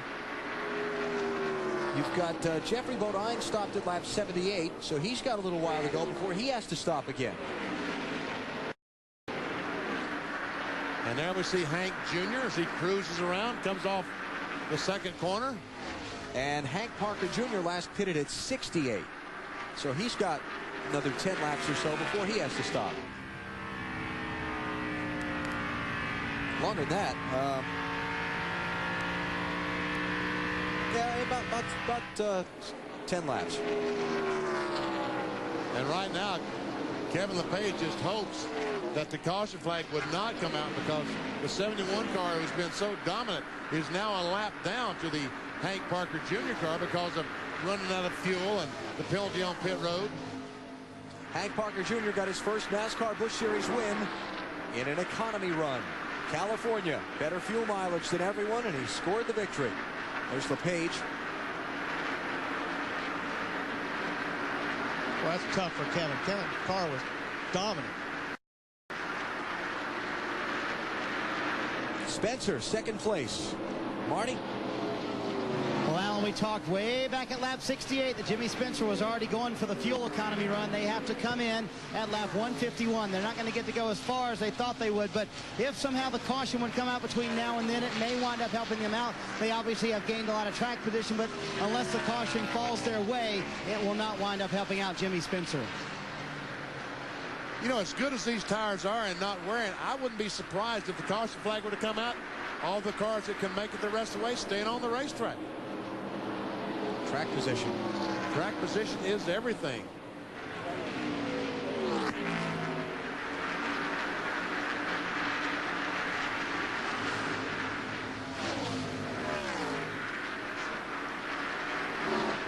The 87 car, the leader, is off the pace.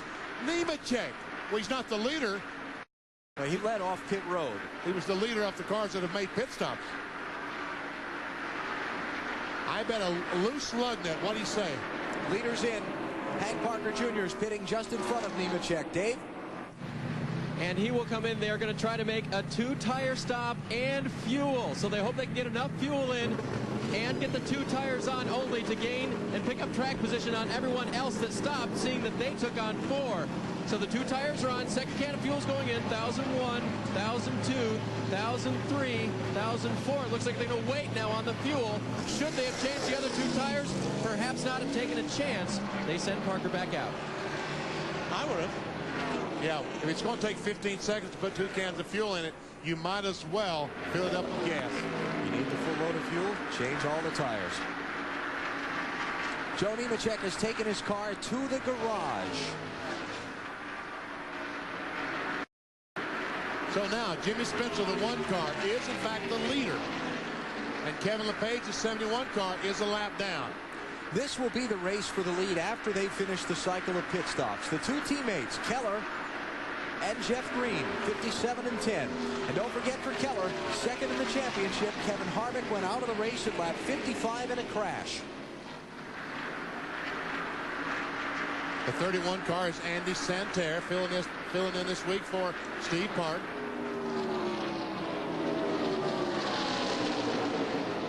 I talked with Jason Keller this morning. They just had a dreadful day at Dover last weekend. Missed an opportunity to pick up ground on Harvick in the championship. And he said, we had a bad weekend at Dover, not just with a race car, but communicating.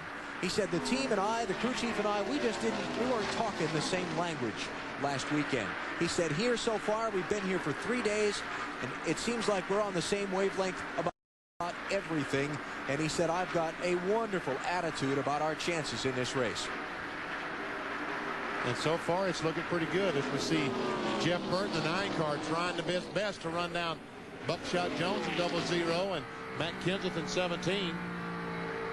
Buckshot has just taken that spot away from Jeff Burton within the last couple of laps. Well, that's Kevin Grubb. I'm sorry.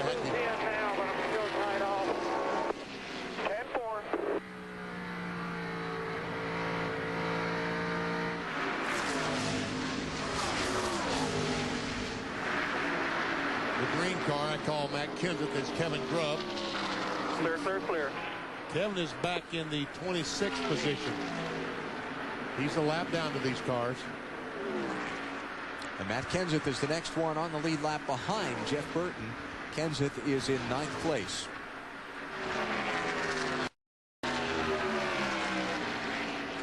Joe Nemechek appeared to be in good shape after that round of pit stops, Dave, but he's in the garage now. Yep, he looked really good, Alan, early on. Joe, what do you think happened to the car? Pretty disappointing. I think we had one of the best race cars there. You know, the 57 and myself and 71 just seemed to be trading speeds back, and we're just kind of cruising. The 70-1 Chevy, Brian Patty leads all these guys. We had a good pit stop and come out in the lead. Everything was going right, and all of a sudden something broke in the motor. I got to thank Carl Wagner. We had some awesome power. You know, I think we had the most power here, and we've been trying a lot of things, trying to get ready for the second half of the year, and they definitely did their work. You know, I can't fault them for something breaking, but especially when you're leading, man, it's just hard to give those up. But hey, we'll be back next week in Charlotte. And they'll be back next year, too. I talked with Brian Patty, the crew chief, this morning, and Brian told me Cellular One is on for 2 more years. The team is all put together the way we want it for next year, and they plan to run strong in 2002. And their teammate was announced this weekend at Randall Joy. His sponsorship was extended for a couple more years with the Kleenex people. So Brian and Joe, and looks like they have their hands full for the next couple of years. Jimmy Spencer, last pitted at lap 80. And how did he get that damage again? Do we know that? We don't know exactly who he might have run in the back of. Marty? Well, he got a little bit of damage when he hit Bobby Hamilton. Somehow they got contact with a 26 car when he went into the wall. They came down. They fixed that. They're fairly confident that the valence is fine now because the car is driving pretty much the same as it was before. He, like everybody else, is running tight right now. They plan to come down pit road in about 4 laps. They're going to try and stretch it as far as they can, guys. I think what Jimmy needs is just trying to think this out, as he needs a caution. If he stops under green, it helps him not at all. Right. Got 11 cars on the lead lap right now. Spencer, Jeffrey Bodine, then Jason Keller, Jeff Green, Greg Biffle, Buckshot Jones, Jeff Burton, Matt Kenseth, Robbie Gordon, Jimmy Johnson, and Kevin LePage. Is the last car on the lead lap. He's just in front of Jimmy Spencer. There's another guy who needs a caution flag. And Kevin LePage, the 71 car, we've seen that he has a fast car. 4 tires and gas. The only way that he can win is with a caution flag. Jeffrey Bodine is on. Jeffrey Bodine is on pit road. 4 tires. That's Mark Reno, team manager for Jimmy Spencer, telling him next time by. Here's Bodine. Right side's up, and we can see just one pump, and the car's off the ground far enough to change the right side tires. Chassis adjustment. Right side's only. Waiting to get it full of fuel. 14 seconds. And the leader's in. Jason Keller will take over the top spot as Jimmy Spencer comes to pit road with 50 laps to go. And he's going to get penalized. He's speeding, entering pit road. Marty? Well, that didn't work out, did it, Alan? The economy run for Jimmy Spencer not working out in any form or fashion. The car tight. They will make 3 adjustments. They make an air pressure adjustment, half-pound out of the right front. They went up on the track bar, half around. They were planning on a half a round of wedge out. They did not make that adjustment. So the car tight for Jimmy Spencer. They will fill it full of fuel. They do not quite need a full load of fuel, and they're being now held for the penalty.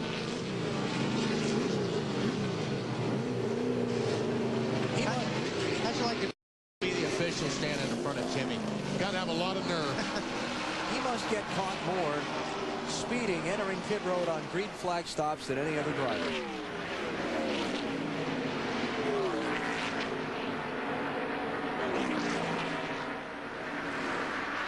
So, Jason Keller making maximum gain on Kevin Harvick right now by leading this race with 48 to go. Harvick right now 40th place in the garage since lap number 55. He was involved in a hard crash trying to overtake a slower car down in turn 1. And now Kev, the 57 car Jason Keller, he might have the best of all worlds going for him. Number 1, he's got the lead, and he's got Jeffrey Bodine, who just stopped and changed 2 tires behind him, between himself and the second place car of Jeff Green. Now Bodine is a lap down there. He is a lap down, but I think he'll be racing Jeff Green hard enough that if Keller can, he can drive away. If he's faster than Jeffrey Bodine, I think he'll drive away from Jeff Green. The pit stops by Spencer and Bodine have brought a number of other drivers back onto the lead lap. We've now got 20 cars on the lead lap. As we move into the late stages of this one. So can Keller continue to maximize his advantage on Kevin Harvick, who found trouble earlier?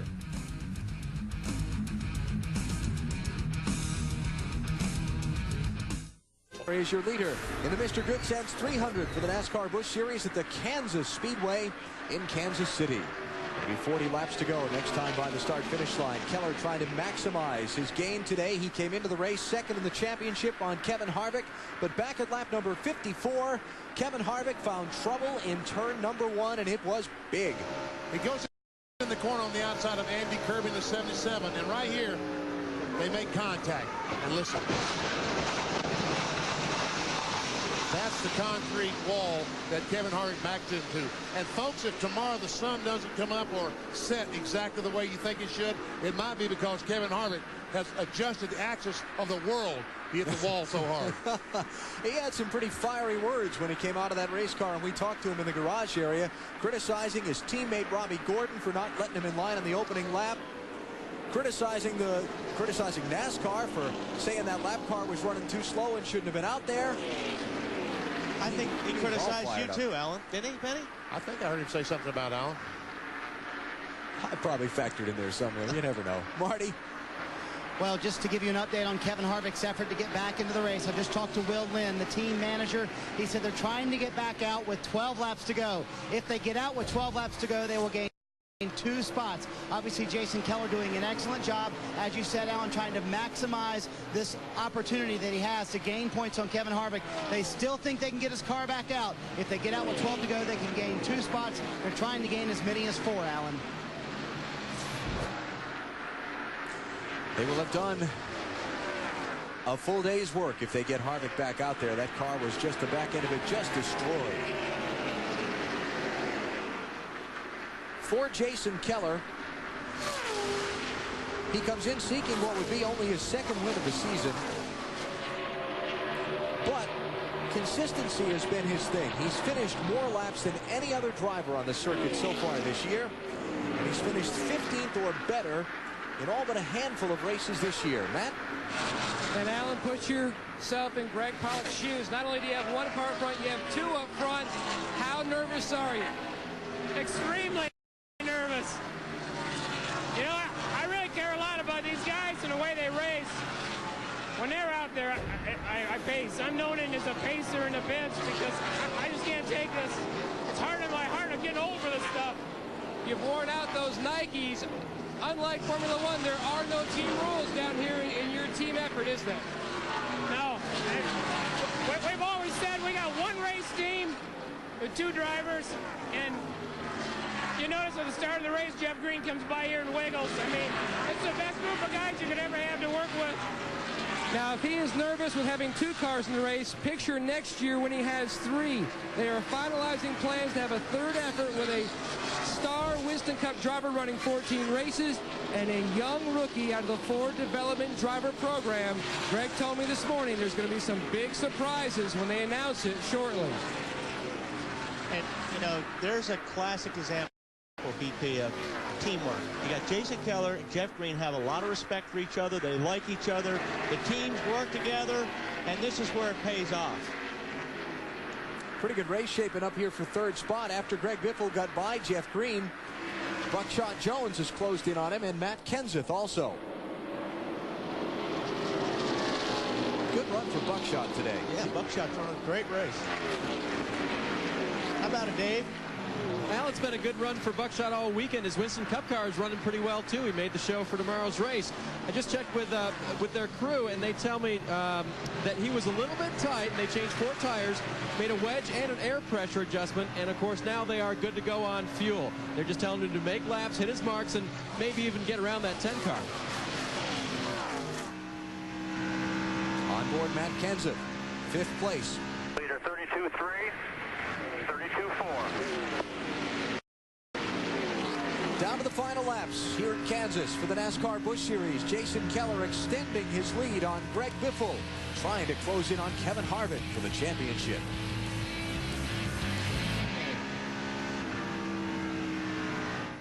This way here at the Kansas Speedway, trouble on the front stretch, not involving an accident, but a blown engine, it looked like.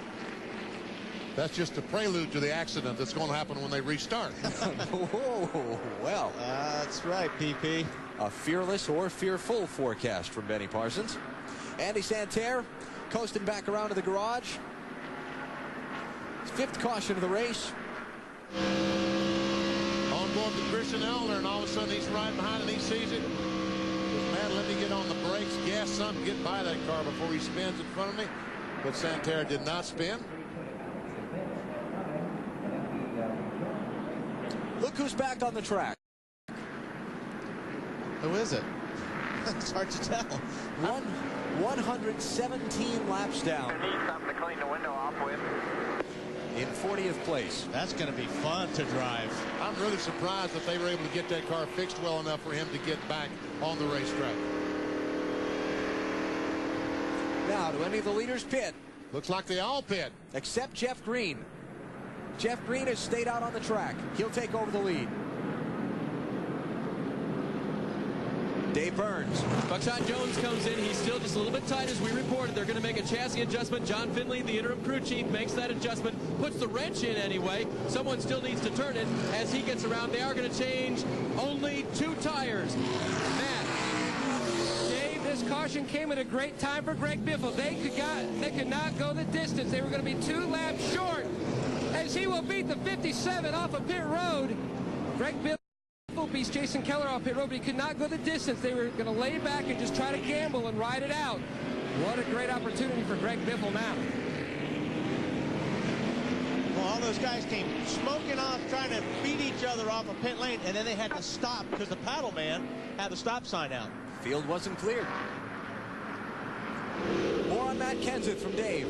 And he was one of the first ones to come on the radio and say, we're definitely coming in. We are still a little bit tight. I want 1 pound of air pressure additional into the right rear tire. Change 2 tires only and put as much fuel in as you can. They have done that. Jeff Green did not stop, Marty. Well, they won it last week on some pit strategy. Harold Holly, why did you stay out?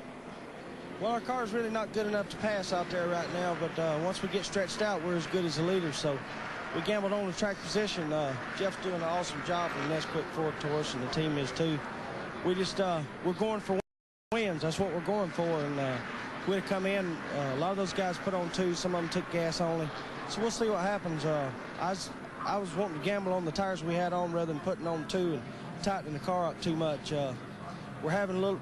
Every time we get tight here, it just kills the car about 3/10. So we're just going to gamble on what we got. Never a doubt in these guys' mind. He told Jeff Green right when the caution came out, we are staying out. We're not coming down pit road. So big turn of events in this one. Jeff Green takes over the lead. Hank Parker Jr. also stays on the track. He goes to second. Then Biffle wins the race off of pit road. Jason Keller was the leader. He's now 5th in line.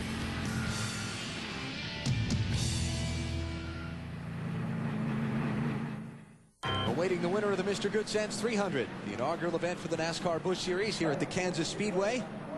On display in the winner's circle, 26 laps away from being collected by someone. Here's a look at what's happened so far in today's race.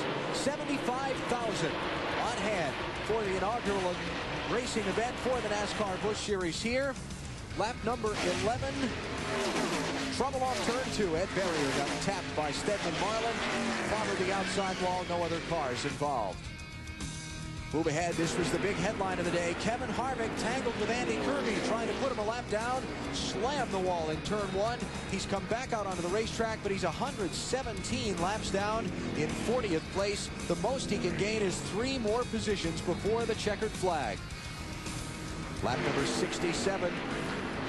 Randy Tolsman, the 25 car, pinches his car off in turn 3, trying to avoid Jimmy Spencer. Collected by Stedman Marlin and Larry Foyt. Chad Little also spun in the aftermath. Kevin LePage, the leader, dominant driver of the race, ran out of fuel, shy of a green flag pit stop. Fell back to the tail end of the lead lead lap. Now the most recent caution, but Andy Santerre had the engine go out from his car. Harvick back on track with his altered vehicle. On the exchange of pit stop strategy, Jeff Green stays out, takes the lead. Jason Keller, who was the leader, gets blocked in his pit box, and he falls back to 5th. Now let's go back and take a look at what happened on that Keller pit stop that cost him some track position. There we see he's in the pits, right side's have changed. He starts to take off, but guess what? The 71 car, Kevin LePage, had made a pit stop. He was not able to drive straight out, and just that little bit of hesitation allowed Biffle and Kenseth both to get by him. Matt? Benny, Steve Addington is Jason's crew chief. First off, Steve, why gamble and pit? Well, I figured everybody else would. 10's on the other one stayed out to 36, and I think we'll be all right. Just got to get out of these lap cars. We'll be okay. Talk about being blocked in by the 71. I know that your guys were a little upset. Well, he stopped short. He's in the first pit. He ought to give the courtesy, you know, of going long. We always try to do it when we're in the first pit, but it's not them guys' fault. We'll do all we can right here. Well, you have 2 PPC cars bookending the top 5, both trying to give Greg Pollux his 23rd career win and his 300th career start, Benny. And there you see what he's talking about is that he wanted Kevin LePage to stop his bumper up here someplace. He's saying that he stopped the bumper here someplace. Set to go back at it. 24 laps to go.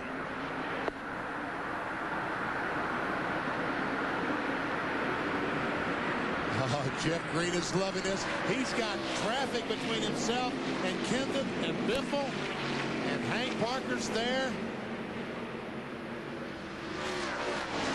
Parker in that light blue car is the 2nd place car for now. Marty? Well, guys, that's where a good spotter comes in. Keith Barnwell, the spotter for Jeff Green, worked out a deal with a 27 car. Said, give us the inside groove. We'll eventually give you your lap back, and maybe you can fight up for the top 10 spot. But great job by Keith Barnwell, Jeff Green's spotter. That's a good deal. That's a real good deal. So the leader, Jeff Green, the lap car of Jamie McMurray, then Hank Parker Jr. and Greg Biffle. On board with Hank Parker Jr. as he looks back at Greg Biffle right behind him. Biffle tries to get it on the outside, can't do it. Biffle looks forward at Hank Parker Jr. And look how wide that Biffle goes down in turn 1.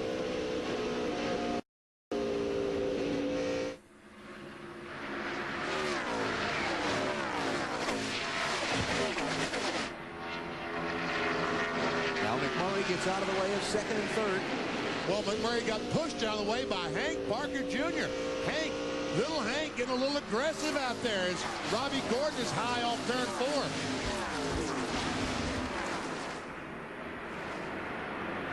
Gordon was running in 9th.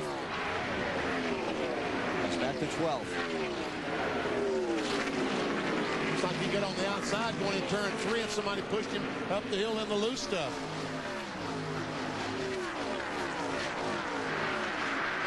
Next car on the lead lap to try and overtake Robbie Gordon would be Kevin LePage in the 71. Here comes Kevin. Mike Wallace in the Ford, not on the lead lap. He's not in that race for position. Kevin Harvick back on pit road. So he's not going to be able to gain all of the positions that he could if he were able to run all of the laps to the finish.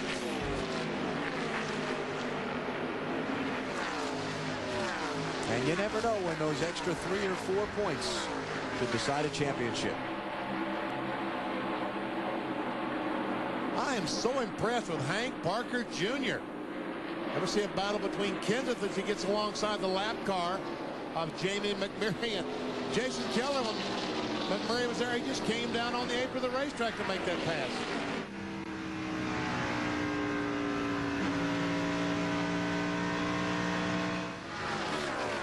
Back to the 57 and you're leaving them. Keep it up.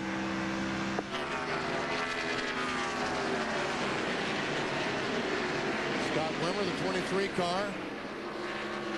27 of Jamie McMurray and Michael Waltrip in 99. And This is a race for the 15th position. They are one lap down, but this is a race for a spot. McMurray at 27, a native of Joplin, Missouri. So he said this morning this is his home track if he has one. It's about 2.5 hours away.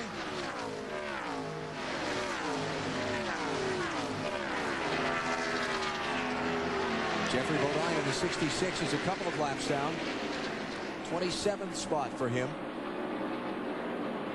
As we look back up to the second place car, Parker Jr. has kind of moved away from Biffle. He's solidified himself in that runner-up spot for now, Dave. Alan, I just checked with Gary Cogswell, his crew chief, who was not the crew chief when he won that fuel mileage race in California earlier this year. But Gary told me they were best after about 30 laps. And in fact, when the caution came out that last run, they were one of the fastest cars on the track, their car handling perfectly.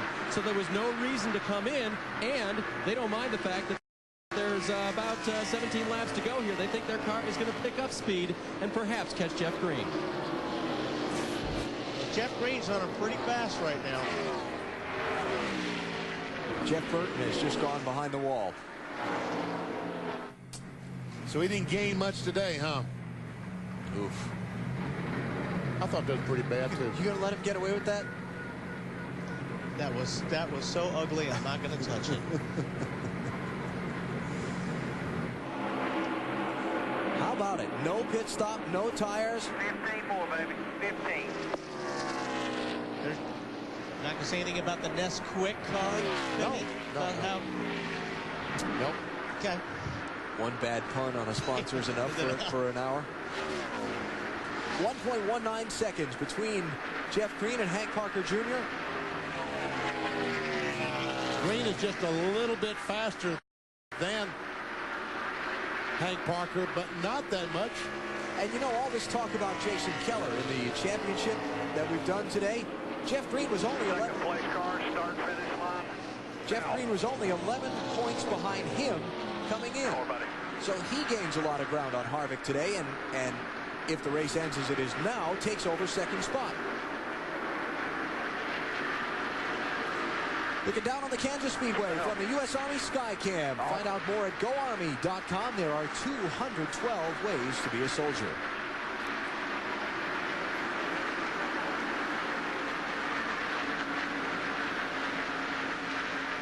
See? Oh, I never doubted you, Alan, when it comes to math. That's one race. I mean, you know, that's how close it's become. Yep. Actually, 175 plus, how about the most laps led? I think that the 71 car, Kevin LePage, will probably get those 5 bonus points today. All clear, buddy. You know what? All clear. I'll tell you here in about 2 seconds. Yes, LePage has locked up the bonus points for leading the most laps.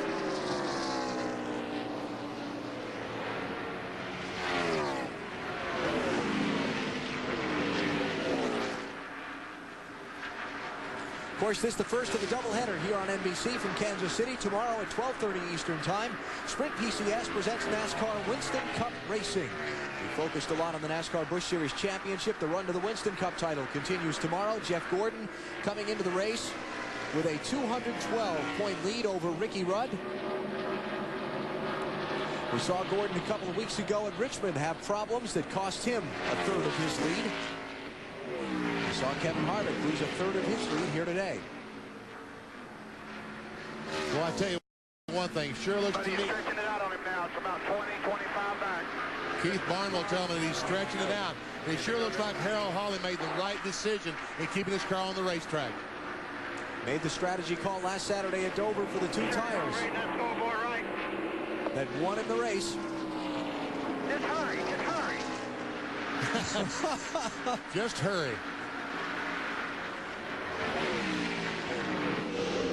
I remember a couple of years back when Sterling Marlin and Tony Glover were paired together at the Kodak team. They were down at Daytona, and Sterling was leading the race, and the white flag came out, and Tony Glover came on the radio and said, "First one back wins. Hurry up."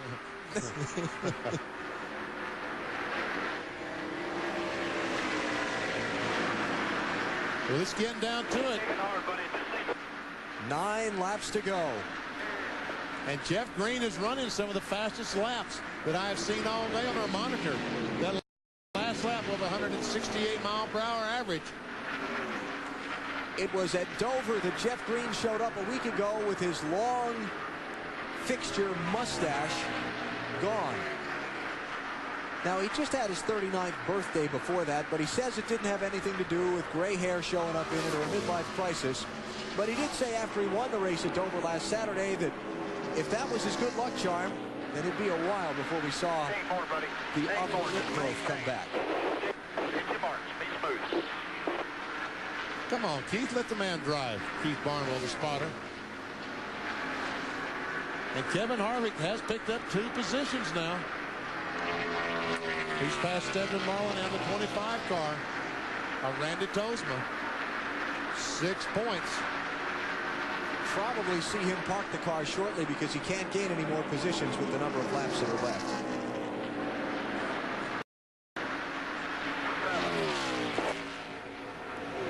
Seven laps to go for Jeff Green. And a look at Kevin Harvick, 38th place. Well, maybe he just wants to keep that running at the finish streak alive. He'll do that if he finishes out.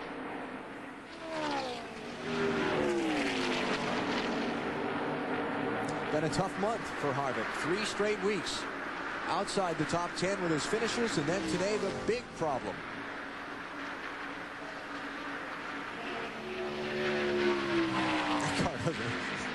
It just doesn't look good when you see it like that. Probably doesn't drive too good either. Yeah. Interval, leader back to second. A year ago, Jeff Green won the championship by the largest margin in the history of the NASCAR Busch Series. He won the title by 616 points. He had 25 top 5 finishes last year, a series record.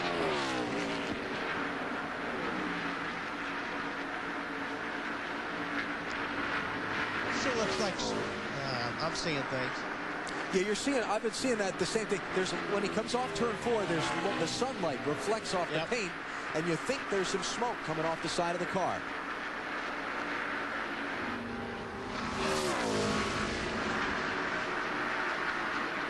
Just reflecting down off that bright yellow. Well, just 4 more laps to go. Looks like Biffle is closing in on Hank Parker Jr. But with 3.5 laps to go, I don't know if he can do too much with him. Parker Jr. won at California the end of April. Did not get another top 10 finish until last Saturday at Dover. Now he's going to get another one. This has been a terrific run today for Hank Jr.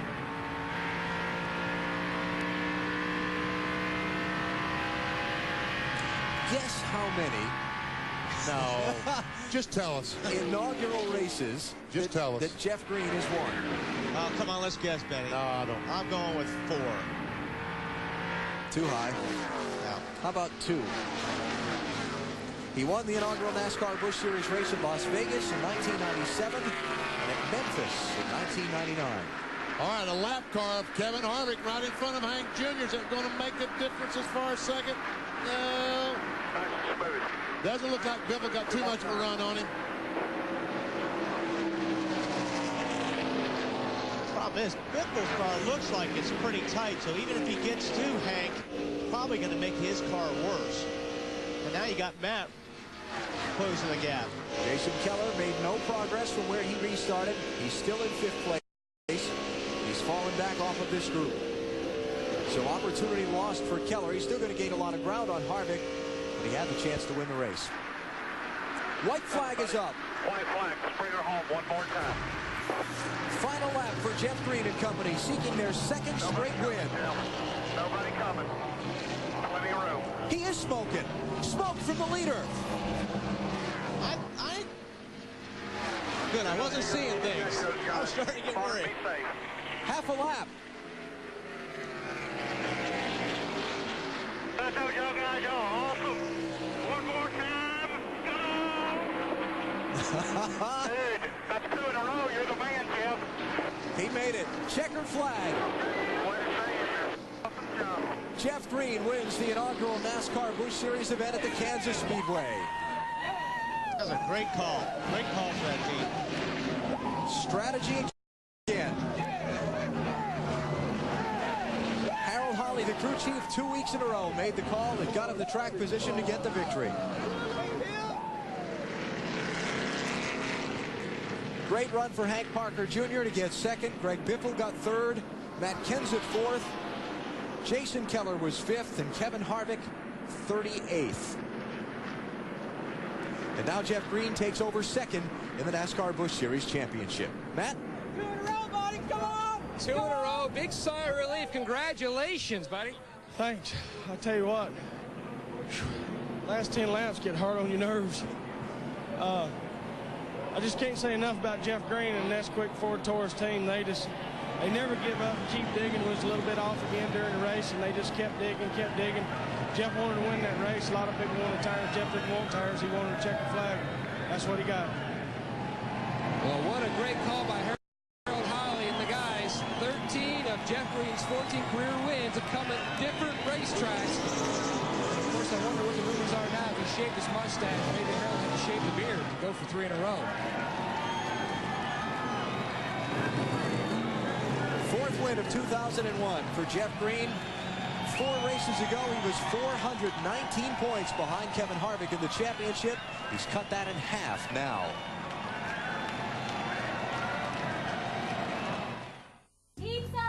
Well, Jeff Green never made it to the victory lane area.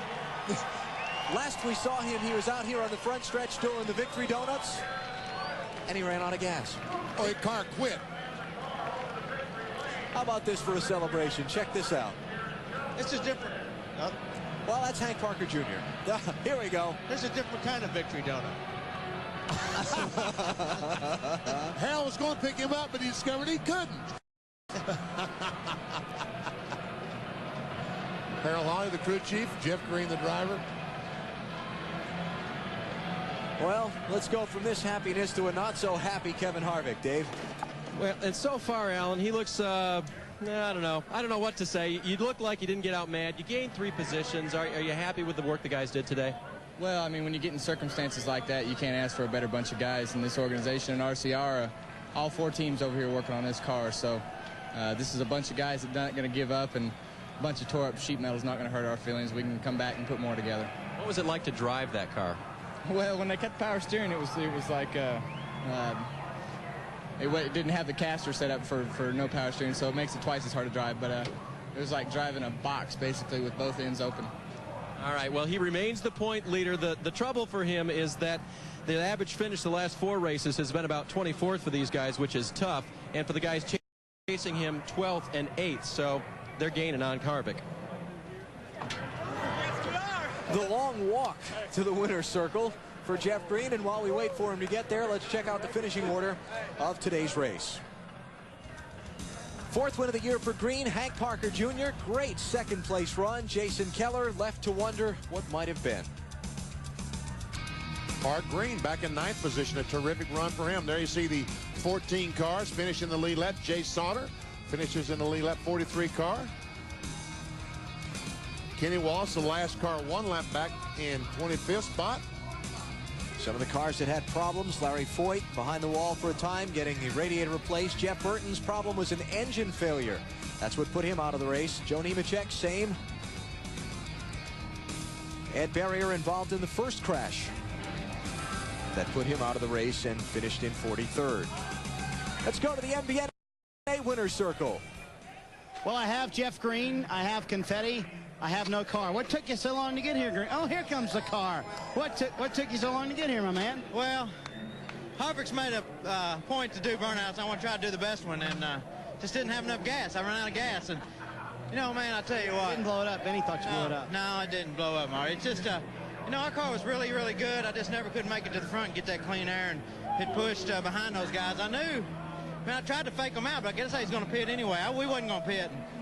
It was just an awesome day for us, and that's quick. And thank the good Lord for Goodyear tires, man. They are awesome.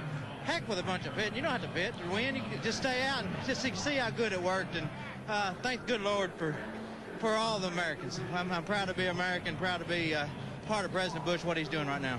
2 wins in a row for you guys. Talk about that call by Harold last week and the call this week. Was there any doubt when you saw all those guys around you pitting? Not really. I knew if I get clean air, my car didn't really matter with new tires. You want NASCAR? There you got it. How about that? Yeah, Yeah, we are getting a little wet here. I don't know. Hit a. I don't know. What'd you ask me? Yeah, you can have it. No, I was just going to talk about a little smoke there while he saw out the car at the end. You were talking about the engine earlier. Did you see any smoke? Well, I was smelling a little bit of smoke, and I think it pulled the intake gasket in or something, and it was pulling a little air from somewhere, but just wasn't running real clean on top. But man, that quick forward was handling so good, didn't have to really run down the straightaways. Just got out clean. That's what I mean, man. Guys did a great job. Harold and Charlie and all the guys through the weekend to win. Thanks, man. Good job. To get the car driving as good as we could, and thank you for them guys, man. That's what it's all about. 2 weeks without the mustache. Don't shave it, okay? Not at all, no. All right, Jeff Green in victory lane once again. To Matt Yoakum. A great day for Hank Parker Jr. Great call on pit strategy by your crew chief, Gary Cogswell. 2 tires in your last stop, and then you decided to stay out. Did you run out of tires trying to chase Green down? First of all, I want to thank the Lord for a good race, man. We've been needing that. Last week we finished 8th. Gary Cogswell just came on board. A lot of changes going over at our shop, and Gary Cogswell's made the biggest difference. And it's really awesome to have 2 good runs in a row like that. And, you know, we could have, maybe if we could have held on to it a little bit longer, I could have beat him. But I wore my tires out just trying to get the lead. This is a first week we've had this paint scheme. It's the Multi-Kids Vitamin for GNC, and I want to thank those guys. They've done a good job. Everybody on board, EAS, Pinnacle, Twin Lab, all those guys, they've stuck with us all year, and you know, we've been up and down, and this is awesome to come away with a second place finish. A good confidence booster for the guy who won earlier this year, Dave. And Jimmy Johnson finishes 6th after starting 38th and wrecking the qualifying car in qualifying. I mean, you got to be pretty happy with that. Oh, definitely. I mean, I'm just so happy for the whole Herzog bunch. This is a hometown track for him. We wanted to win the inaugural event here. You know, I was trying real hard in qualifying to get us our first pole. We were second fastest in first practice. Went for the pole and didn't make it. So we're just happy to, you know, come for 42nd actually once we had to drop to the back of the field, and we brought the Succession Monte Carlo home, and we had a special decal on the side. Mr. Goodcents, which is the title sponsor of the race, was on the car with us this week. So just all in all a good day. We got 1 race car straight, and we'll take it home and be ready for next week. All right, let's go to Matt Yoakum. Jason Keller and Matt Kenseth, who finished 5th and 4th. First off, Jason, you can coulda, woulda, shoulda, but boy, you'd like to probably take back stopping on that one stop you got blocked in. Well, yeah, but, you know, we ran good, and I got to look at the positives. We really ran bad the last couple of weeks, and get back in the swing of things is good. Before the day started, I've probably been happy with 5th, but not real happy. I'm happy for 4 and Albertsons and everybody, but when you're out there leading with a big lead, you want to win the race, and I thought we really had it under control there. The car got real tight when we put 2 tires on, but, man, Goodyear brought a really good tire, and really didn't need to take any, but made a mistake, but Deb and Joe and Jade, I'll be home in a little while, so we can cry on each other's shoulders. Well, he did gain some points today on point leader Kevin Harvick, and right alongside is Matt Kenseth. Matty, first off, looking for a sponsor. This has got to help. Yeah, that's right. We do need a sponsor for our Busch car next year, so this was a good run for the Visine guys. We tried a really unconventional setup yesterday, and right before the race today, I chickened out and we changed the whole car around. So for just taking a shot in the dark, it handled pretty, fairly well, and it was real adjustable. And we had a car that I think if we would have been in front, maybe we could have had a chance to win. So it was a good run all day. A 4th place today on Saturday in his Busch Series car, hoping for a win on Sunday, Allen, in his Winston Cup machine. All right, Matt, thank you. And we check the championship standings now. 5 races to go. The lead was 307 for Kevin Harvick coming into the day. He's lost 1/3 of it after his lap 55 crash. Let's go to Matt Yoakum. Well, Greg Biffle, first off, you didn't win, but congratulations. You have the most top 5s for a rookie, but it looked like you were going to have a good shot to win. Yeah, I did, and, I didn't want to pit there at the end, but we had to. We're going to run out of gas, so that was the thing to do. I thought about not putting tires on it because tire Goodyear brought's pretty hard tire, and it takes so long to get any temperature in that tire to get it to go. I knew it was going to be tough to get it going, and sure enough, right about the checkered, I was starting to catch a 36, and probably could have started working on the 10, but it just it's pretty tough for us, and the guys did a good job today. Happy with 3rd place. Greg Biffle finishes 3rd, Allen. All right, Matt, thank you. So the inaugural NASCAR Busch Series event at Kansas is over with. We talked about how rough would it be, and what were the Winston Cup drivers learn today for tomorrow? Well, it was pretty rough. It was pretty rough. I thought there'd be more racing room. I thought there'd be, a lot more running up on the high groove. Obviously, we didn't see that too much.